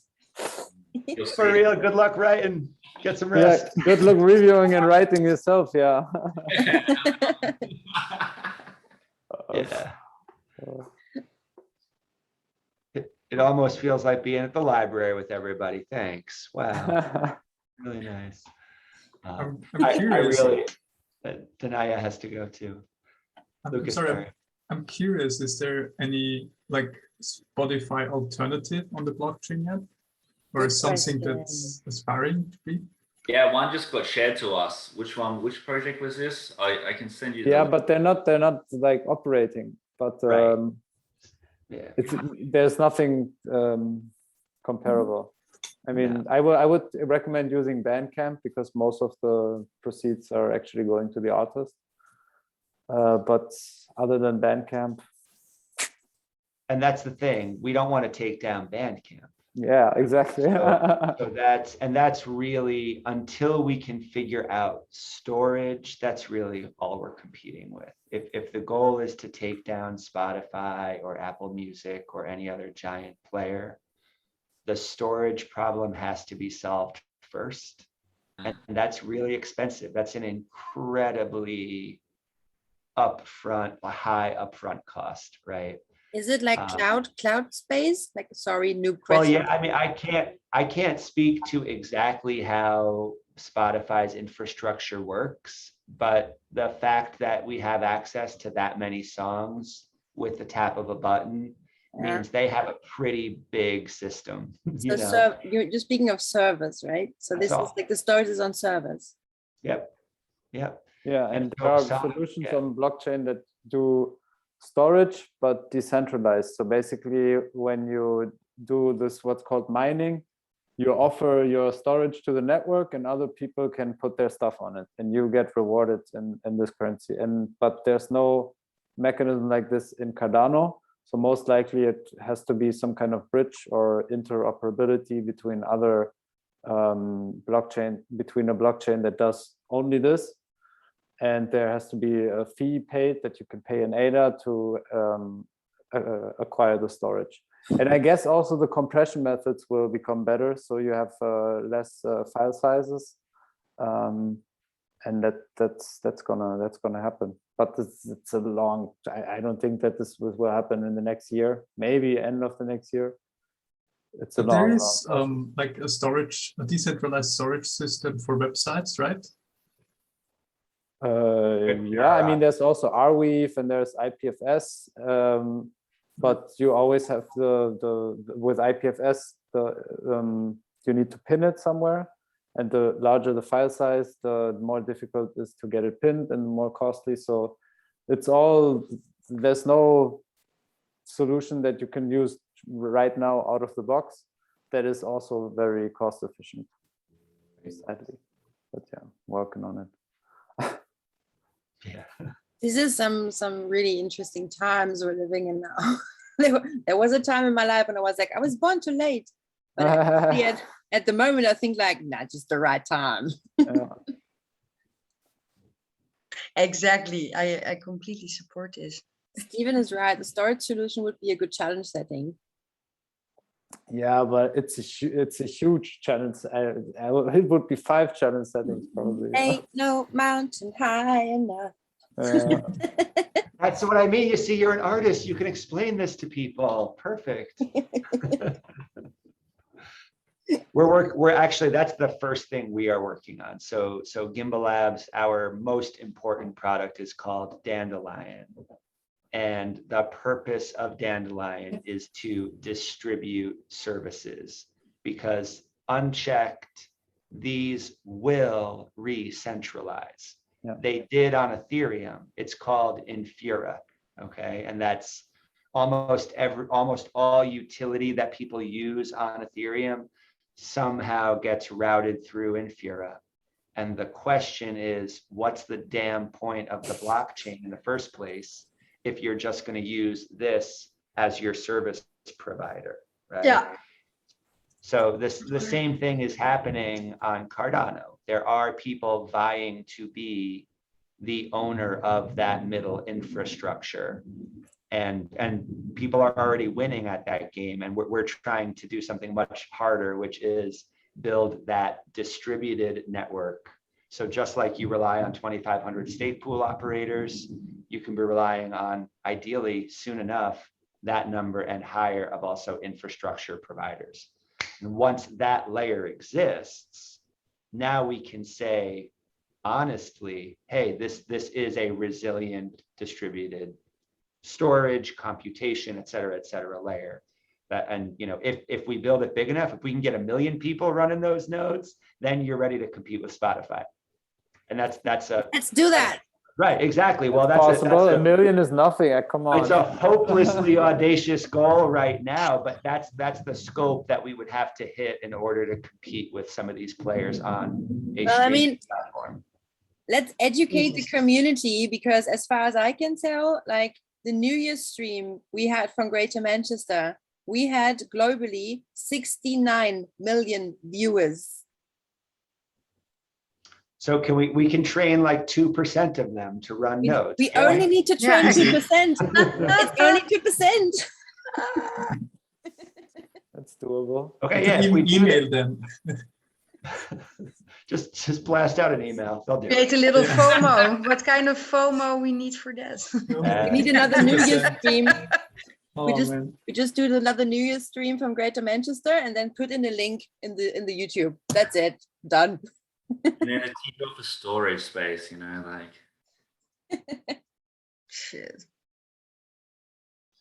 Good. But with Dandelion, so you basically, but the storage will not work out of the box once you roll out Dandelion. It will be built on top of, could be built on top of Dandelion, right? Exactly. Okay. Right. Dandelion takes the first step. I mean, and out of the box, it already exists, right? So we're serving up access points to all of the Cardano APIs, but we need a lot more than that, right? Well, we want to start with a layer that holds people's verifiable credentials and decentralized identifiers, right? Those are much smaller than songs, so they're easier to store, right? So if we can prove that first and then gradually move up, right? We've seen that IPFS can handle images pretty well. Starts to break at music, but if you have enough, if it's pinned enough times, it'll happen. But yeah, let's start with the stuff that's easy to store and then just gradually get more ambitious from there. Bye, Yeah. Dan. And and we're gonna start educating our community step by step from zero knowledge to as much knowledge as they need to be active members of the Cardano community, like to step in and grow with them, because like this is what we are doing at the moment. So we're like the spear of it, and we just like need to blast the message out. So earlier I asked, because I don't know about like, you know, like community protocols and whatnot, and if you like supposed to speak about stuff and not. So I'm having this TED Talk tomorrow, like the mini TED Talk at the Creative Economy Forum in Zurich. And I am definitely talking about the power of blockchain for our arts and culture and community. So am I supposed to talk about ideas that we just had here, or is that not clever? Throw it out there and get some video of people asking you questions. I would love to hear what people ask you.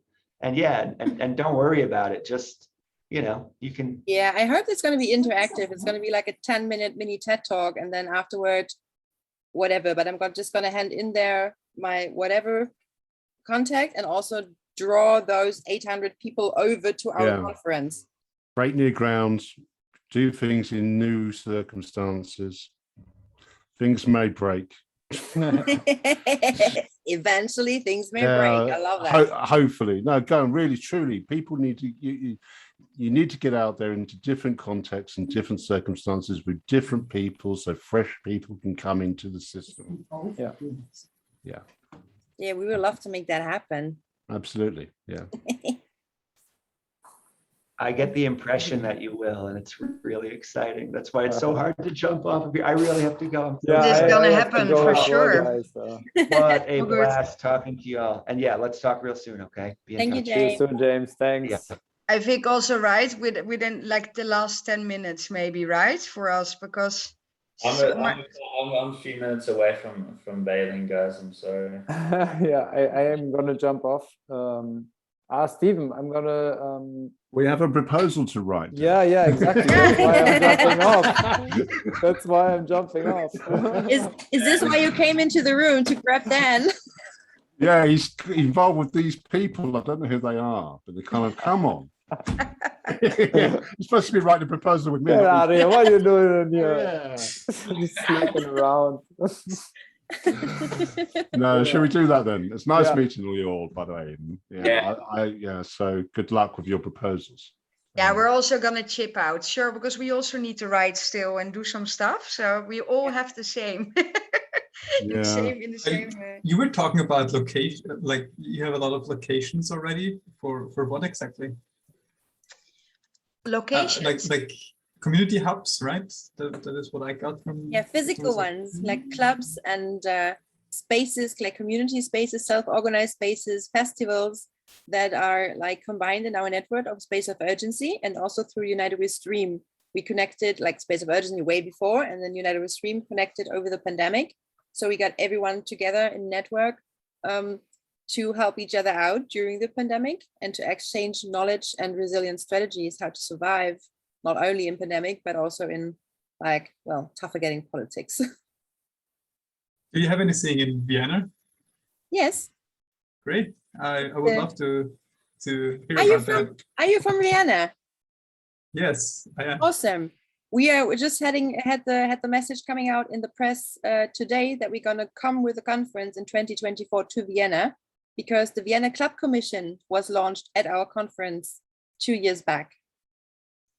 Cool. But 2024 is quite a bit. I know, it's quite a bit. So maybe you just come at end of November and come join us in Berlin. Vienna is not far. So sounds good. Let me put the Stadt nach Acht. This one and freiträume.com, right? Yes. But not with an E, with an IE. IE. Like that. And then it's the Vienna Club Commission. Oh, my computer is so slow right now because I'm creating a wallet in the background. But I think, yeah, I get it done. So eventually. We're going to have this conference at the end of November, which the first 2 days is going to be Stadt nach Acht, and the most important day is the underground and grassroots part, and the Freiträume on Saturday, where we really want to connect with the Cardano and Catalyst community to come join us there in physical, so we can talk about all the stuff that we talk about here, like how can we get all those amazing tools of Catalyst and Cardano blockchain into the communication system and into like the tools for artists, arts and cultures, and also for the places. So we need like the merge of the communities. Well, cheers to you, Lisa. Was it a burp? No, I was a yarn. Yawn. Just like ladylike. Like, so it would be great to have you at the conference so that we can talk, like workshop together and whatnot. Yeah, sure. I'm gonna look at it, and if I find the time, for sure. Last one. So you can always contact us about, yeah. Well, it's like I'm gonna just hit my email in here. We had 2 proposals out, but we had a brainstorm session, and now we're a little bit at the end of our capacity. So yeah, but I was hoping we could out-breath Felix over at the CC secretary candidates, but no, he's probably still going at it with full force. So. Oh yeah. Okay. Oh yeah, they're also still what? Everyone has finished already except us at Felix. Yeah. Wow, we did good today. Okay. Fantastic. Yeah, we're one of the last ones. We were like this last time, actually. Remember, Lisa? Yeah. Nice one. We yeah. I really get to let to like get everything that I heard here now into some kind of 10-minute talk format for tomorrow. This is going to be the good luck. Yeah, as you may have experienced, I'm not the one who can cut short on communication. Just like, yeah, well, I don't know. I've uploaded some videos of myself and I looked at them, and I can't watch it unless I watch it 1.5 times speed. So I got the opposite problem. We can team up and teach each other. Right, let's do that. You can teach me how to speak slower. Oh no, it's all right. You're doing fine. I'm gonna zoom out. Yes, yeah? Me too. Yes, me too. Have a good but night. Nice meeting you. Thank you so much. Proposal writing. Yeah, thanks. 1 second. Before everyone zooms out, can we try and save the chat in case mine doesn't work? I think Zoom saves it automatically. How you do it? I did it also. How? I don't know. I just pressed save chat with 3 buttons. I don't know. Anyway, it's all good. Super nice evening. Now that's only us. It went good. The beginning was nice and fragmented, and then in the end we picked it up nice. I mean, I really it's love also this community. It's really nice. They are completely like everything is completely aligned Yeah. with what our values are in the arts and culture, and it's amazing. I'm just like Really good. I'm mind blown. Yeah. I love it. We'll be here every week now. For the rest of my life. Hey, but what is with the 25th? Is of course the summit in Berlin, but that is super. Is there anything known, not from a physical event right now? Yes, it is a physical event. You need to sign up in the email thingy, and then you get the informations. This is so shit. I need to be in Amsterdam. Nah, but they're streaming it. Yeah. Okay. I thought it's the 25th of Saturday or? Yeah. It's we have a round table on the ADM, like the event on the ADM community. Oh God. You know what the venue is, Anna, for this summit? No, not yet though. I haven't seen it. Yeah, exactly. Say anyway. Now, Anna, we did good, right? We were fragmented, but it was fine. We were all both very tired, and we did great. I need to learn to focus on like one communication string, because my brain is just like. Yeah, that's fine. That's fine. It's good. Yeah. So yeah, we got a fair bit to do, I guess. Yeah, with the proposals. So that's why we really need to quit it, because I think the alarm clock is gonna go 6. But what time is 11 C? What is it? CET? We need to find this out now. No. It's 1 o'clock in Berlin. Are you 100% positive? Yes. My TED Talk workshop panel things start at 9. I need to be in the office by then to do the streaming at 9 o'clock in the morning. I go until 12, so I won't be able to make it, because now I need to jump onto preparation of the presentation and whatnot, and the TED Talk thingy. And then tomorrow at 8 o'clock, Dimitri Hegemann wants to have a call with me. Okay.